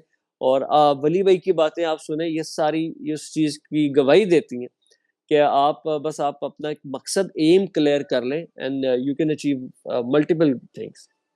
मैं इसमें बताता हूँ अभी हमने यहाँ पर नाज समिट अटेंड की थी, बल्कि मैं नेक्स्ट टाइम ना नाज समिट हो ना तो मैं बोलूँगा यार बिल्कुल आओ यहाँ पर और इट्स वर्थ द मनी और मैंने काफ़ी हम लोग ऑलमोस्ट कोई 1000 के करीब पार्टिसिपेंट थे टोटल।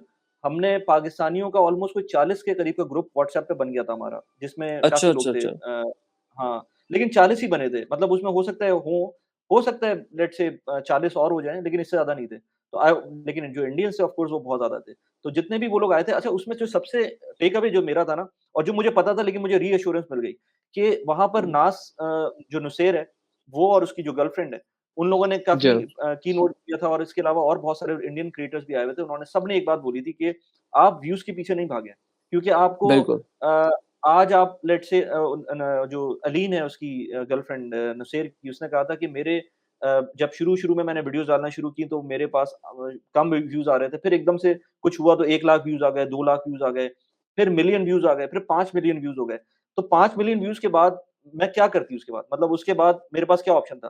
फिर वही हुआ 5 मिलियन से वो 4 मिलियन हुए। अच्छा कह रही थी 4 मिलियन जब हुए ना जिस दिन तो मुझे लगा कि बिल्कुल पता नहीं शैटर हो गई हूँ मैं। 5 से 4 मिलियन आने पे। फिर अगली अच्छा, वीडियो डाली फिर 5 मिलियन आ गए। तो वो कह रही थी कि 5 मिलियन से कम की कोई वीडियो होती थी ना तो मुझे लगता था कि जैसे मेरा एवरेज बहुत खराब हो गया है, कुछ मसला हो गया है। फिर उसके हुँ, बाद वो कह रही थी कि मैंने वही चीज़ डाल रही थी लेकिन वो ऑटोमैटिकली मेरे व्यूज़ जो है ना 5 लाख, 6 लाख, 2 लाख इस तरह के चले गए। वो 5 मिलियन से वो 2 लाख पे चले गए। फिर वो कह रही थी कि मतलब इवेंचुअली हमने ये रियलाइज़ किया कि इन व्यूज़ के पीछे आपका नहीं पता कि कब इस चीज़ का बाय द वे मैं भी कहता हूँ कि आपका नहीं पता कि कब आपका ये प्लेटफ़ॉर्म आपसे आपके हाथ से चला जाए। इसीलिए जी मैं हाँ, हमेशा अपनी ईमेल सब्सक्रिप्शन लिस्ट रखता होता हूँ। मैं अपनी वेबसाइट भी बनाई हुई है और उसपे मैं अपनी ईमेल बिल्कुल, सब्सक्रिप्शन लिस्ट रखता हूँ। 2000 के करीब मेरे सब्सक्राइबर हैं। मैं आपको भी रिकमेंड करूँगा कि सब्सक्राइबर्स बहुत इम्पोर्टेंट है। जो जो ईमेल आप लेते हैं ना, वो इवेंचुअली आप बाद में उनसे कनेक्टिविटी आपकी डिफरेंट लेवल के ऊपर होगी। क्योंकि वो उन लोगों ने बिल्कुल, आपको अलाउ किया कि आप उनको ईमेल करें और इनबॉक्स के अंदर पहुँचे और इनबॉक्स में आप वन्स पहुँच जाते हैं तो आपका फिर बाकी का काम होता है कि आप उसको किस तरह से अपने आप को अपनी ब्रांडिंग करते हैं। तो बात ये है कि वो कह रही थी कि ये जितने भी लोग थे वहाँ पर उन्होंने ये कहा कि आप अगर आपके पास लेट्स से 1000 लोग भी हैं ना, जो आपकी बात सुनते हैं, वो आपके लिए इनफ है। वो आपको फाइनेंशियली इंडिपेंडेंट कर सकते हैं। अगर आपके पास 1000 बिल्कुल, सही ऑडियंस मौजूद है। आपके पास 1 एग्ज़ैक्टली। मिलियन की स ऑडियंस है, लेकिन वो सही ऑडियंस नहीं है, वो सिर्फ़ आपके साथ सिर्फ़ तफ़रीह के टाइम पर आती है और कुछ नहीं करना उसको, वो कोई फ़ायदा ऐसे नहीं ही है है। उसका। वो हम 1000 टर्म सही पढ़ते लोग थे होने ना चाहिए। इकोनॉमिक्स में, मार्जिनल यूटिलिटी। मार्जिनलिटी, हाँ, हाँ, अब सेब एक ही खा सकते हैं बिल्कुल, ना, या 2 खा लेंगे। अब 25 सेब पड़े हुए हैं, हाँ, सारे खा तो नहीं आप सकते। हाँ, वो आपको एक सैटिस्फैक्शन है कि सामने 25 पड़े हुए हैं, जिस तरह बुफे में बिल्कुल, खाना होता है। तो जब भी बिल्कुल, किसी की अच्छी ऑडियंस है, तो वो आपकी बिल्कुल सही बात है कि उसके इनिशियल भी और जो टॉप उसके 1000 है, 500 है, 1500 है, ये रिस्पॉन्ड करने वाली ऑडियंस है, आप इनसे अपना हर आइडिया अचीव कर सकते हैं। बिल्कुल, बिल्कुल।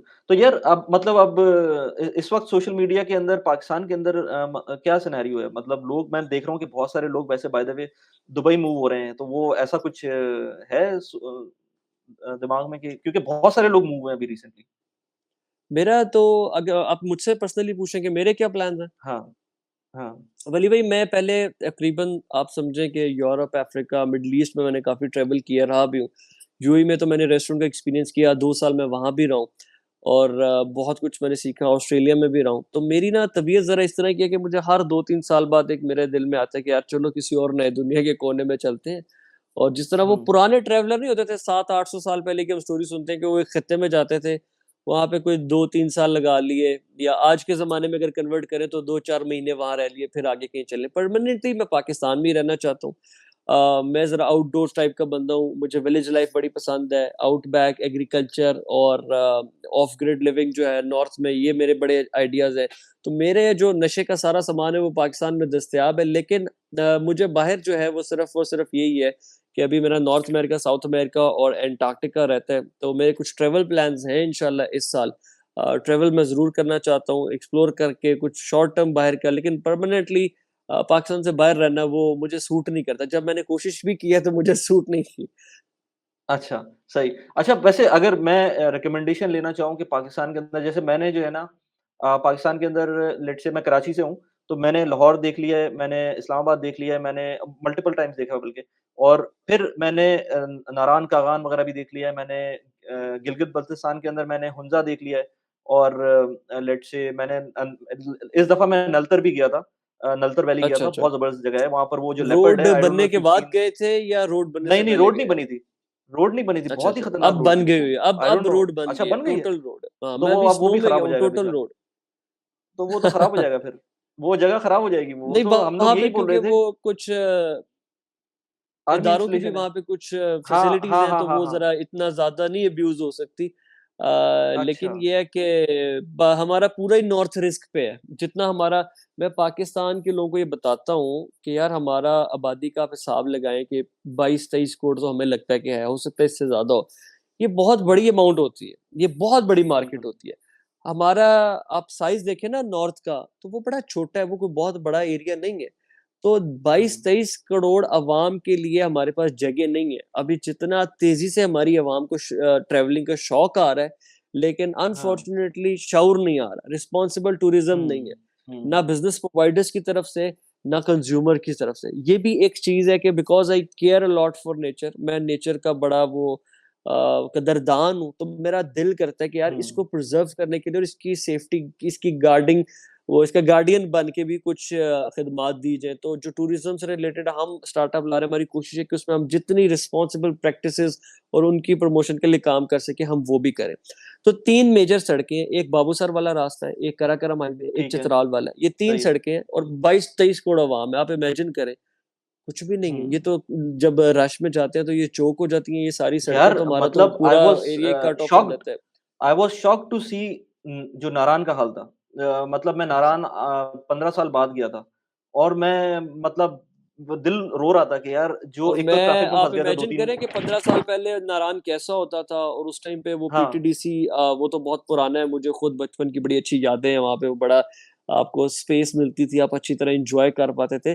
तो नॉर्थ में यही है कि एक तो माशाल्लाह हमारे पास जगह बहुत खूबसूरत है, लेकिन अनफॉर्चुनेटली पूरा पाकिस्तान घूमने के बाद मुझे ये चीज़ पता चली और मैं इसको कहता हूँ लोगों से कि हम जो कहते हैं ना कि हम स्विट्ज़रलैंड से भी आगे हैं, हम यूरोप से भी आगे हैं, हम सारी दुनिया में सबसे खूबसूरत हम ही हैं। कहीं न कहीं ये मसला है हमारा, हम पाकिस्तानी कौम खुशफ़हम भी बहुत है। अल्लाह ताला ने हुँ, हमें कुदरत सजा के दी है बेहतरीन प्लेट में ना, वो बुफ़े लगा के दिया है कि जी नेचर का जितनी वैरायटी हो सकती थी वो आपके पास है, लेकिन हम तो उसकी मत मारते हैं। वही बिल्कुल। दरिया होता है, उसी में हम पोल्यूशन वाले गंदे नाले, अब वो आपने रोड देखी नारायण की चौक हुई हुई है, अब उन सब का गार्बेज किधर जा बिल्कुल, रहा है? वही दरियाए कुनहार में जा रहा है। बिल्कुल, सड़क बंद हो जाए, बिल्कुल। इमरजेंसी किसी के पास है नहीं, सिग्नल वहां पे आते नहीं है, हेलीकॉप्टर की एक्सेस आज भी हमारे सिर्फ चंद मखसूस खुश नसीबों के पास ही है। हालांकि पूरी दुनिया में, जहां थाईलैंड जैसे भी मुल्क में आप चले जाएं, हमसे कोई मतलब टूरिज्म की उनकी मार्केट बहुत बड़ी है, लेकिन कोई अमीर मुल्क नहीं है। अगर देहाती इलाके जाए, छोटे इलाकों में जाए, गरीब लोग ही है बिल्कुल, ना। लेकिन लाइफस्टाइल बिल्कुल। उनका अपलिफ्ट हो गया हो। सेंट्रल एशिया में चले जाएं, गरीब लोग हैं लेकिन लाइफस्टाइल जो उनका थोड़ा सा अच्छा है। तो पाकिस्तान में ये चीज बहुत खराब है कि यार हम लोगों ने खुद फैसिलिटीज उस तरह की नहीं बनाई, कोई पूछने वाला नहीं है। मैं नारायण में जाके जिस मर्जी मटेरियल का होटल बना लेता हूँ, उसके साथ जो मर्जी करूँ, वेस्ट करूँ ना करूँ। इस हवाले से हुंजा वालों को मैं थोड़ा सा यार ना अप्रिशिएट सिर्फ करता आप हूँ कि होटल वहां बना की लेते हैं, लोकल। अगर आप रेस्टोरेंट देखेंगे, वहां पर रेस्टोरेंट जो बने हुए होते हैं, जो मैंने अक्सर देखे कि पानी नीचे बह रहा है और आप रेस्टोरेंट में बैठे हुए हैं, चले आपको एक माहौल मिल गया कि पानी नीचे आपके पैरों पे लग रहा है, लेकिन वो जो आप गार्बेज फेंक रहे हैं, सब जो बंदा उस, इवन जो वेटर्स हैं वहां पर, वो लोग जो उसको टेबल साफ करते हैं, सारी चीजें वो पानी में फेंक देते हैं। वो पानी वली भाई साफ है, एक बड़ी बिल्कुल इंपॉर्टेंट साफ पानी आपको है। बात बताता हूँ। ये पाकिस्तान में अनफॉर्चुनेटली ये बात भी अब हमें करनी पड़ती है, शर्म आती है कि पाकिस्तान में हमें ये बातें भी आई सुनने को मिलनी थी। हर दूसरे दिन हम देखते हैं सियासतदानों की वीडियोस आई होती है। हाँ। हजारों होटल हैं, आम आवाम जो होटलों में जाती है, किस कोई बंदा कैसे चेक कर सकता है कि उसकी प्राइवेसी जो है वो ब्रीच नहीं हो रही? अब नारायण में कितने हजार होटल हैं, और इररिस्पॉन्सिबल और मेंटली सिक लोग भी इस बिजनेस में इन्वॉल्व हैं। लाहौर के अंदर अभी हुँ। मैंने, क्योंकि इस काम में मैं पढ़ा हूँ, इस फील्ड से रिलेटेड लोगों की स्टोरियां सुन रहा हूँ, मैं तो बहुत ज्यादा हैरान हो जाता हूँ कि यार लोग कितने रिस्क पे होते हैं। और एक बंदा अपनी लाइफ में, मैं आज 10-12 दिन का मैंने ट्रिप गुजारना है, मैं निकल के चला गया हूँ जी नॉर्थ, मैंने 4-5 मुख्तलिफ होटल्स में तो मैं स्टे करूंगा। तो मेरे पास क्या बिल्कुल। पैरामीटर है चेक करने का? क्योंकि पाकिस्तान में कोई पूछता तो है नहीं है। मैं बाहर जोन सा मर्जी नाम लिख लूं, वो रजिस्टर है नहीं है, कोई लाइसेंस है नहीं है, कोई अकाउंटेबिलिटी है नहीं है। गार्ड होना जरूरी है। अदालत से कोई भी नहीं डरता। 4 बंदे लेके चले, जो हुँ, वकील कहता मैं केस वापस ले रहा हूँ। तो पाकिस्तान में हुँ। अनफॉर्चुनेटली, माइट इज राइट, हम इन सारी चीजों को बात करके समझ के चेंज कर सकते हैं जब हम लोगों को अवेयरनेस दें। यही बात मैं लोगों को कह रहा हूँ कि यार होटल्स के बारे में लोगों को एजुकेशन चाहिए, जिसकी वजह से मैं चाहता हूँ मैं होटल मार्केटिंग कंपनी भी बनाऊं, मैं अवेयरनेस भी लोगों को दूं कि भाई जिस होटल में आपने जाना है, ये आपके राइट्स है, ये आपकी चीजें हैं, इस तरह से आपने अपने को प्रोटेक्ट करना है, आपने अपनी प्राइवेसी का ख्याल रखना है। जो लोग इरिस्पॉन्सिबल बिजनेस कर रहे हैं, वो आपको सस्ता होटल दे रहे हैं, इसका मतलब ये नहीं कि वो आपको खरीद रहे हैं। आप 5,000 की जगह 3,000 का कमरा ले रहे हैं, लेकिन वो 2,000 जो आपको वो होटल मालिक छोड़ रहा है, अभी वो नहीं पता कि वो आपसे किस मद में पूरा करेगा, आपके जेब से पूरा करेगा, हुकूमत की जेब से करेगा, या एनवायरनमेंट के ऊपर 2,000 का नुकसान डालेगा। तो इसमें काफी ज्यादा ना बारीकी है। अब हमारे पास टूरिज्म की, मैंने हुंजा वालों से पूछा कि यार हमारे पास फॉरेन टूरिस्ट के इस टाइम क्या स्कोप है। उन्होंने कहा जी कि 90s का जो पीक आया था हमारे पास, वो आया था 2001 में, जब 9/11 हुआ। तो 9/11 वाले साल में, 2001 में, हमारे पास हाईएस्ट नंबर ऑफ बुकिंग्स था। अनफॉर्चुनेटली वो इवेंट हुआ और उसके बाद हम डिक्लाइन पे चले गए। कितने साल हम डिक्लाइन करें, उसके बाद मतलब फिर आप ये कह अब रहे हैं टू। कि 9/11 के टाइम पे, आज से कोई 21-22 साल पहले जो टूरिस्ट गिलगित वगैरह में, हुंजा में आए थे, उसके बाद से वो नंबर कभी भी नहीं आया उस लेवल उसके पे? बाद मैं वो बताता हूँ कि वो नंबर दोबारा कब आया था। उसके बाद वो नंबर दोबारा 2020 में आ रहा था, जब कोविड आ गया। अच्छा, तो मतलब अच्छा। 2010 में टूरिस्ट कम था, 2001 में टूरिस्ट ज्यादा था पाकिस्तान में। और उस टाइम पे ओके। हमारी खबरें भी बाहर इतनी नहीं थी जाती होंगी, अब जरा ज्यादा जल्दी चली जाती है। फिर 2020 हाँ, में जब हाँ। हमारे पास हाईएस्ट नंबर ऑफ बुकिंग्स आया, और उसके बाद कोविड आ गया। अच्छा, कोविड के बाद लोगों को एक फायदा हुआ कि काफी ज्यादा मुल्कों में रिस्ट्रिक्शन थी, लेकिन पाकिस्तान में ज्यादा रिस्ट्रिक्शन नहीं थी, तो ट्रेवलर्स आना शुरू हो गए दोबारा से, तो अच्छी बुकिंग्स आई हैं। लेकिन अब आप हुँ, देखें हुँ, कि 2-3 दिन पहले गिरफ्तारी होती है, एक्स प्राइम मिनिस्टर को आपने यहाँ से कॉलर से पकड़ा हुआ है, तो टूरिस्ट तो हुँ, भाग जाएगा ना। टूरिस्ट कहेगा कि यार हुँ, ये हुँ। वजीर या एक्स प्राइम मिनिस्टर, जिसका he is the most relevant person in country. Political बात नहीं मैं कर रहा, ना मैं किसी पॉलिटिकल आइडियोलॉजी को सपोर्ट कर रहा हूँ, किसी की फेवर कर रहा हूँ, लेकिन बात यह है कि प्राइम मिनिस्टर तो प्राइम मिनिस्टर है आपका। किसी प्राइम हुँ, मिनिस्टर की इज्जत नहीं की, किसी की हया नहीं की, किसी को लटका दिया, किसी को भगा दिया, किसी को गद्दार कह दिया, किसी को जेल में डाल दिया। हम अपनी मतलब इमेज क्या दे रहे हैं ना। तो गवादर हुँ। में धमाका होता है, सॉरी पेशावर में धमाका हुआ है, उसकी वजह से हुंजा के बुकिंग्स कैंसिल हो जाती हैं। हालांकि कहाँ पेशावर कहाँ हुंजा, लोगों के पास इतना टाइम बिल्कुल। नहीं है कि वो बैठ के आपकी ज्योग्राफी समझे। उनके पास 10 ऑप्शन और हैं, उनको और दुनिया में फैसिलिटीज। हालांकि पाकिस्तान में मैं समझता हूँ, यूएई में आपने देखा होगा, आपको वैल्यू टू द मनी मिलता है। आप 5 स्टार होटल में जाते हैं, आपको एब्सोल्यूट मतलब है कि प्योर वैल्यू फॉर मनी मिल जाता है। पाकिस्तान के 5 स्टार होटल भी अपडेटेड नहीं है, वो 15 साल पहले वाले स्टैंडर्ड्स 5 अच्छा, स्टार। ये पाकिस्तान बात का आप कर सबसे रहे हैं, महंगा। ये बात जब मैं अपने दोस्तों से करता हूँ ना, तो उनको ये बात समझ नहीं आती। अच्छा, यूएई की तो ना, जो मेरे दोस्त यूएई में रहते हैं, उनकी तो बात नहीं, लेकिन लेट्स से मैं उनसे बोलता हूँ, यार ऑल्दो कि पाकिस्तान का पोटेंशियल बहुत ज़्यादा है, पाकिस्तान सबसे ज़्यादा करीब है यूएई से, और जितने यूएई के एक्सपर्ट्स यहाँ पर काम कर रहे हैं, भले वो गोरे हों, भले वो इंडियंस को तो चलो छोड़ दें क्योंकि वो जा नहीं सकते, लेकिन लेट्स से वो कहीं किसी अरबी हों, बहुत सारे अरबी होते हैं, पूरे अरब कंट्रीज से जितने भी हुँ, लोग हैं, गोरे हैं, उनके लिए सबसे ज़्यादा एक्सेसिबल पाकिस्तान है, क्योंकि सबसे ज़्यादा करीब है। लेकिन वो कभी भी नहीं आएँगे पाकिस्तान। वो स वहाँ यहाँ से जी, श्रीलंका चले जाएँगे, वो मालदीव चले जाएँगे, वो इंडिया चले जाएँगे, जी हाँ, वो यहाँ से अज़रबैजान चले जाएँगे, वो जॉर्जिया चले जाएँगे, वो लेट्स से टर्की चले जाएँगे, लेकिन वो पाकिस्तान नहीं आएँगे। और उसके रीज़न समझ नहीं आते ना लोगों को। भाई, आपके इंफ्रास्ट्रक्चर है ही नहीं। आपके पास अब अगर मैं अज़रबैजान जाता हूँ, बाकू जाता हूँ यहाँ से, दुबई से, मुझे वो ट्रिप सस्ता पड़ता है कंपेयर्ड टू अगर मैं इस्लामाबाद जाता हूँ। इवन दो जी कि हाँ। मुझे वीज़ा देना लेना पड़ेगा और मुझे सब कुछ करना एग्ज़ैक्टली, पड़ेगा, लेकिन फिर भी मुझे बाकू का एग्ज़ैक्टली ट्रिप जो है ना, वो सस्ता पड़ेगा कंपेयर टू सस्ता इस्लामाबाद। पड़ेगा। सिर्फ इस्लामाबाद तक, मैं आगे बिल तो जा भी नहीं रहा। सिर्फ मुझे लाहौर इस्लामाबाद की में बात लोग कर रहा हूँ। कहते हैं, मैं यार वहाँ भुंसा जाके क्या करना है, हम दुबई चले जाते हैं। देखिए मैं जब दुबई रहता था उस टाइम पे दिरहम काफ़ी सस्ता था। 300 दिरहम में मुझे 5 स्टार होटल मिलता था। 300 दिरहम उस टाइम हुँ। पे अगर ₹30 का दिरहम था तो तकरीबन ₹10,000 में मुझे 5 स्टार का कमरा मिल रहा है, और लाहौर का कमरा मुझे पीसी का ₹15,000 में मिलता था, जो कि उसके साथ हाँ। बिल्कुल भी कहीं पे उसका टीवी पता नहीं कौन से ज़माने का लगा हुआ है। हाँ, तो ऐसे ही ये है, चीज़ ऐसे ही है, है। लोग कहते हैं नहीं जी पाकिस्तान बड़ा सस्ता है। मैं कहता हूँ यार पाकिस्तान सस्ता होगा, लेकिन अगर आप जब दुनिया घूमने वाला बंदा कंपेयर करता है 4 जगहों से, अब यूएई जो है, जैसे हम एयरलाइंस को देखते हैं, जो हेवीली यूज्ड रूट्स होते हैं वो हमेशा सस्ते होते हैं।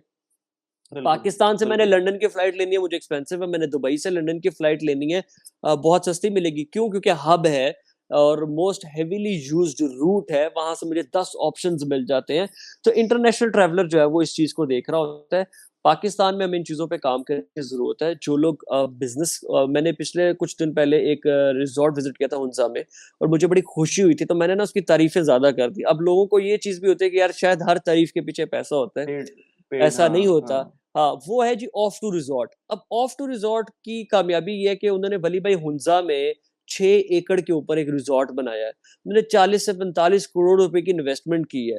ये दिल गुर्दे का काम है ना कि यार ठीक है, हमें मतलब है कि वरना तो बंदा है कि यार छोटा-सा बना दो, क्या फ़र्क पड़ता है? लेकिन जब एक बंदा शौक से काम करने आ रहा है, सस्टेनेबल इंटरनेशनल स्टैंडर्ड्स को उसमें बीच में रखेगा, सस्टेनेबल प्रैक्टिसेज़ किधर है ये? इन्वॉल्व कराएगा। किस तरफ है ये? हुंज़ा ये में जी किस तरफ है?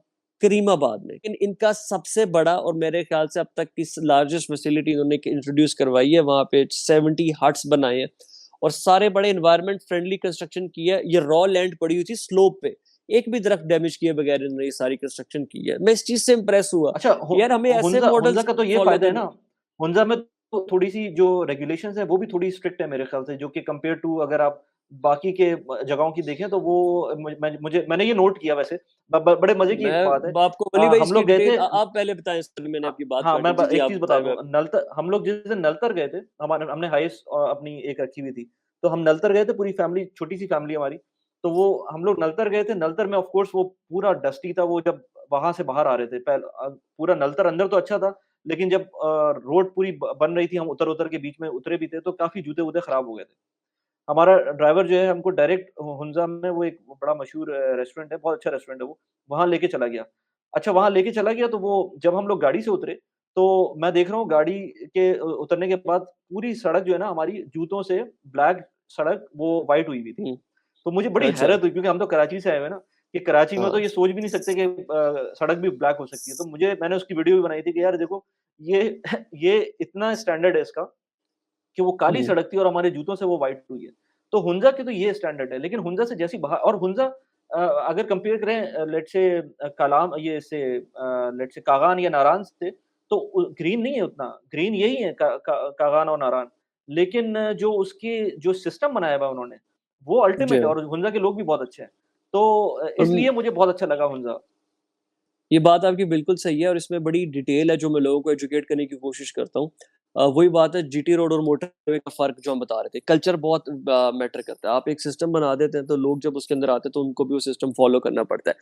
अब गिलगित-बल्तिस्तान और चित्राल, जो हमारे नॉर्थ में रीजन है सारे, एक कश्मीर है, गिलगित-बल्तिस्तान है, एक तरफ चित्राल है, चित्राल के नीचे फिर मालाकंड डिवीज़न आ जाती है, दीर आ जाता है, और फिर ये केपीके का इलाका है जिसमें कागान वगैरह भी है। अब कागान वाली जो साइड है, नारायण कागान वाली, ये लश ग्रीन और इतनी खूबसूरत साइड थी, लेकिन यहाँ पे कोई लोकल कम्युनिटी, कोई कल्चर उस तरह से आबादी नहीं थी। यहाँ पे सेटलर्स वो आए जिन्होंने पैसा बनाने के लिए आबाद किए, यहाँ पे होटल्स वगैरह बनाए, और उन्होंने अपनी मर्जी के करप्ट पॉलिसीज थी वहाँ पे, उन्होंने उस जगह को जितना अब्यूज कर सकते थे किया।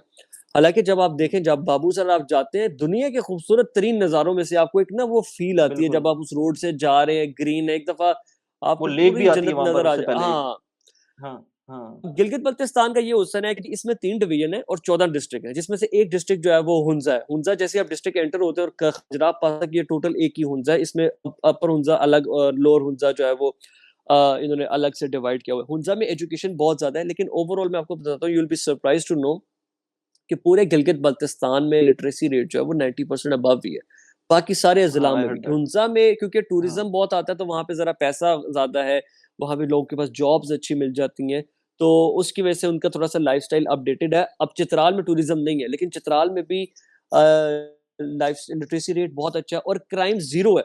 वली भाई, जीरो कहने का मतलब नहीं है, जीरो का मतलब है कि जैसे आप यूएई में इमेजिन करते हैं ना, यूएई में with all the safe cities environment, cameras, गाड़ियां, मोबाइल, इन सब चीजों के बगैर आप शंदूर टॉप पे अकेले जाके रात गुजारे, आपके पास 10 लाख दरम भी पड़ा हुआ है ना, ये मैं मेरी वैसे गारंटी क्या मैं कहूँ, लेकिन कोई भी इस चीज को जाहिर बात है आजमाने वाला नहीं है, लेकिन वेन एवर यू गो, जब भी आपका जिंदगी में इत्तेफाक होगा, तो इंशाल्लाह आप देखेंगे कि ये इतने नहीं, यू सेफ आर राइट। इलाका है, यू आर और राइट, वहां क्योंकि पे मैं जब दूर तक दूर हुंजा तक कुछ और नहीं है।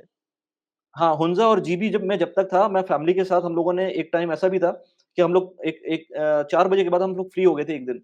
तो हम लोग एक हुंजा में एक गाँव की तरफ रोड पे चल रहे थे, तो हमने कहा गाँव के अंदर चले जाते हैं। गाँव के अंदर चले गए, लोग हमें अंदर बुला रहे थे, घर के अंदर। उन्होंने उन्होंने हमें सर्व भी किया। अच्छा, तो मतलब they I are was very surprised generous, कि दे आर वेरी हाँ। वेलकमिंग, बिल्कुल, और ये मुझे बाकी मतलब डिस्ट्रिक्ट्स में भी है। कराची में तो सोच भी नहीं सकते कि हम मोबाइल फ़ोन नहीं अपना सोच सकते। डिस्प्ले करेंगे और अब उसकी आप वीडियोज़ हैरान होते बनाएँगे, होंगे ना इवन कि लो कराची में बैठे हुए लोग आपको कहते हैं कि यार हम पता नहीं नॉर्थ में हालात कैसे हैं। मैं कहता हूँ यार लाहौर में, मैं लाहौर में रहता हूँ, अपनी डीएचए में वॉक करने से मैं अनसेफ फील करता हूँ कि मेरे से कोई मोबाइल ना हाँ, ले जाए, मेरा वॉलेट ना ले जाए, और मैं नॉर्थ जब चला जाता हूँ मैं ज्यादा बेहतर फील करता हूँ। हुंजा राइट, के अंदर तो राइट। पर्टिकुलरली इतनी डिटेल है वहाँ की कम्युनिटीज के साथ, क्योंकि मेरे बड़े अच्छे रिलेशंस हैं, मैंने उनके साथ बैठ के सारी चीजें सीखी हैं कि आपने ये सारा तमीज का मुआशरा बनाया किस टाइम पे। उन्होंने हर चीज के लिए कमेटी बनाई हुई है। हुंजा में बेगर अलाउ ही नहीं है, वो उन्होंने कहा हुआ है कि हम हर अच्छा, बंदे को जानते हैं, भीख मांगना अलाउ ही नहीं है। जो मांगता है हम उसको जाके अच्छा। पूछते हैं तुम्हारा क्या मसला है, अगर उसका वाकई को मसला है तो हाँ, हम हल कर देते हैं सारी कम्युनिटी मिलके। मैंने कहा यार देखो ना, मतलब कितनी अच्छा। खूबसूरत चीज है, जो हमारा इस्लाम भी हमें सिखाता है कि यार अपने किसी करीबी रिश्तेदार की मदद कर दो जिसको तुम तकलीफ में देखो, और एक हाथ से मदद करो, दूसरे हाथ को पता भी ना चले। अब हम तो कहते हैं नहीं जी, बिल्कुल। हमने रिश्तेदार को नहीं देना, फलानी जगह पे जाके किसी फाउंडेशन को हमें 1 करोड़ रुपए का चेक भी दें, अपने रिश्तेदार बेचारे बेशक भूखे मर रहे हो, क्योंकि उनको नहीं देना, उन्हीं को हुँ, दिखाने और जलाने के लिए तो हमने सारा माल इकट्ठा किया था। अब हुंजा में हुँ, हुँ। यहाँ तक यानी इकोनॉमिक कमिटीज अलग बनी है, सिक्योरिटी, हुंजा में सर्वेलेंस का सिस्टम पुराना है, सदियों पुराना। वो सिस्टम इस तरह से काम करता है वली भाई कि हर गली की ना किसी इंसान की जिम्मेदारी है। एक गली में 10 घर हैं, तो मेरी जिम्मेदारी लगी हुई है कि यार इस गली की सिक्योरिटी की जिम्मेदारी मेरी है, और बाकी लोगों की शायद किसी और कॉर्नर की हो, किसी और पे की हो, कोने की हो। इसी तरह उन्होंने पूरे हुंजा पे डिवाइड किया हुआ है कम्युनिटी सिस्टम, कि कोई भी ऐसा एरिया ना है जिसमें हमारी सर्वेलेंस ना हो। और ये सीसीटीवी से आने के पहले की प्रैक्टिस है, आज भी चल रही है। प्लास्टिक बैग पे उन्होंने बैन लगाया हुआ है। हुंजा में आप लड़कियों को वॉक करते हुए, खवातीन को, फैमिलीज को इस तरह से देखेंगे जिस तरह से यूरोप के किसी खूबसूरत गांव में भी जिस तरह सेफ्टी सिक्योरिटी का कोई मसला नहीं है, लोग आराम से बाहर निकल के, बच्चे भी खेल रहे हैं, इस तरह से आप उन्हें देखते हैं। ये सारे लोग पता कब आप अंदर जाके छुप के बैठ जाते हैं, जब समर सीजन में हमारे पढ़े लिखे पूरे पाकिस्तान से, जो शहरों से बड़े हुँ, बड़े एजुकेटेड हुँ। लोग वहां जाते हैं, शॉपर गाड़ी से बाहर फेंकते हैं मेरे सामने। वली भाई, मैं एक दिन खजराब पास के एंट्रेंस पे खड़ा हूँ और एक अच्छी खासी गाड़ी आई है सिविक, अब तो सिविक भी 80-90 लाख की होगी है पाकिस्तान में। तो हाँ, सिविक से जनाब मतलब कहने का मतलब ये है कि यार कोई गैर जिम्मेदार इंसान तो नहीं होगा। हम सोचते हैं कि यार चलो अगर उसने 4 पैसे जोड़ के गाड़ी लिए, थोड़ी अकल भी होगी। खंजराब पास नेशनल पार्क है पाकिस्तान में, उसके एंट्रेंस पे खड़ा होके एक बंदा वो पूछ रहा है, अंजी खंजराब कितना अगे शॉपर, उसने हाथ में बांधा है और उसने ऐसे करके रोड पे फेंका है। और आई वाज अबाउट कि मैं इसके पास पहुंचता हूँ, उसकी गाड़ी उससे पहले ही चल पड़ी और एक लोकल बंदे ने जाके वो शॉपर उठा के डस्टबिन में डाला। वो लिटरली हमारे बारे में बड़े बुरे अल्फाज इस्तेमाल करते होंगे दिल में, मेरे मुंह पे भी नहीं कहते, हमारे बाकी किसी के मुंह पे भी नहीं कहते कि यार ये कौन लोग हैं, ये यूनिवर्सिटियों में जाते हैं, ये पैसे कमाते हैं, इंडस्ट्री चलाते हैं, दफ्तरों में जाते हैं, और जब हमारे पास आते हैं तो ये तो जानवरों से भी बुरा सलूक कर रहे होते हैं। इसलिए मैं सबको बिल्कुल। कहता हूँ कि भाई समर के अलावा अगर आप चले जाएं, आप नॉर्थ का रंग ही और देखेंगे। आप टोटल रॉ ब्यूटी देखेंगे, एक कचरा वहां पे, एक रैपर कहीं पड़ा नहीं होगा, किसी को सिक्योरिटी का मसला नहीं होगा, रात को होटल में नहीं सोना, गाड़ी खड़ी करें तारों के नीचे सो लें। लेकिन ये अनफॉर्चुनेटली मुझे लगता है, मुझे डर है कि ये सारी चीजें सिर्फ चंद देर के लिए, आहिस्ता आहिस्ता जितनी हम्म। जितनी स्पीड से हम तबाह करने के ऊपर लगे हुए हैं। मैं खुद हुंजा स्कर्दू गया था लैंड एक्वायर करने के लिए, लेकिन अभी तक अनफॉर्चुनेटली मैं नहीं कर सका, थोड़ा सा उसमें बैन लगा हुआ था। जीबी के एरियाज में आप अपने नाम पे, जिसका डोमिसाइल जीबी का नहीं है, वो लैंड नहीं ले सकता। और मैं ये भी आपको बताऊं, पता नहीं आपने शायद इसको क्योंकि आपका तो फाइनेंस से रिलेटेड है, आपने इसको ऑब्जर्व किया है कि स्कर्दू की रियल एस्टेट प्राइसेस 10x हो चुकी हैं पिछले कुछ सालों में। और मैं क्योंकि पाकिस्तानी वो मेरे लोगों को ख्याल से गाइड खत्म कर करता दिया ना, था। पाकिस्तानी ही खरीद सकते हैं अब वहां पर पाकिस्तानी खरीद सकते हैं, शायद ये वजह ये थी। अभी अभी नहीं, पहले भी था कि खरीद सकते थे, उसके में इमरान खान साहब ने की गवर्नमेंट में ये बैन लगा था। अब रिसेंटली इसके अंदर फिर कुछ रिलैक्सेशन आई है। मैं पिछले साल गया था, तब मैं नहीं खरीद सकता था, मुझे किसी लोकल स्टेक अच्छा। होल्डर को उसमें इंक्लूड करना था।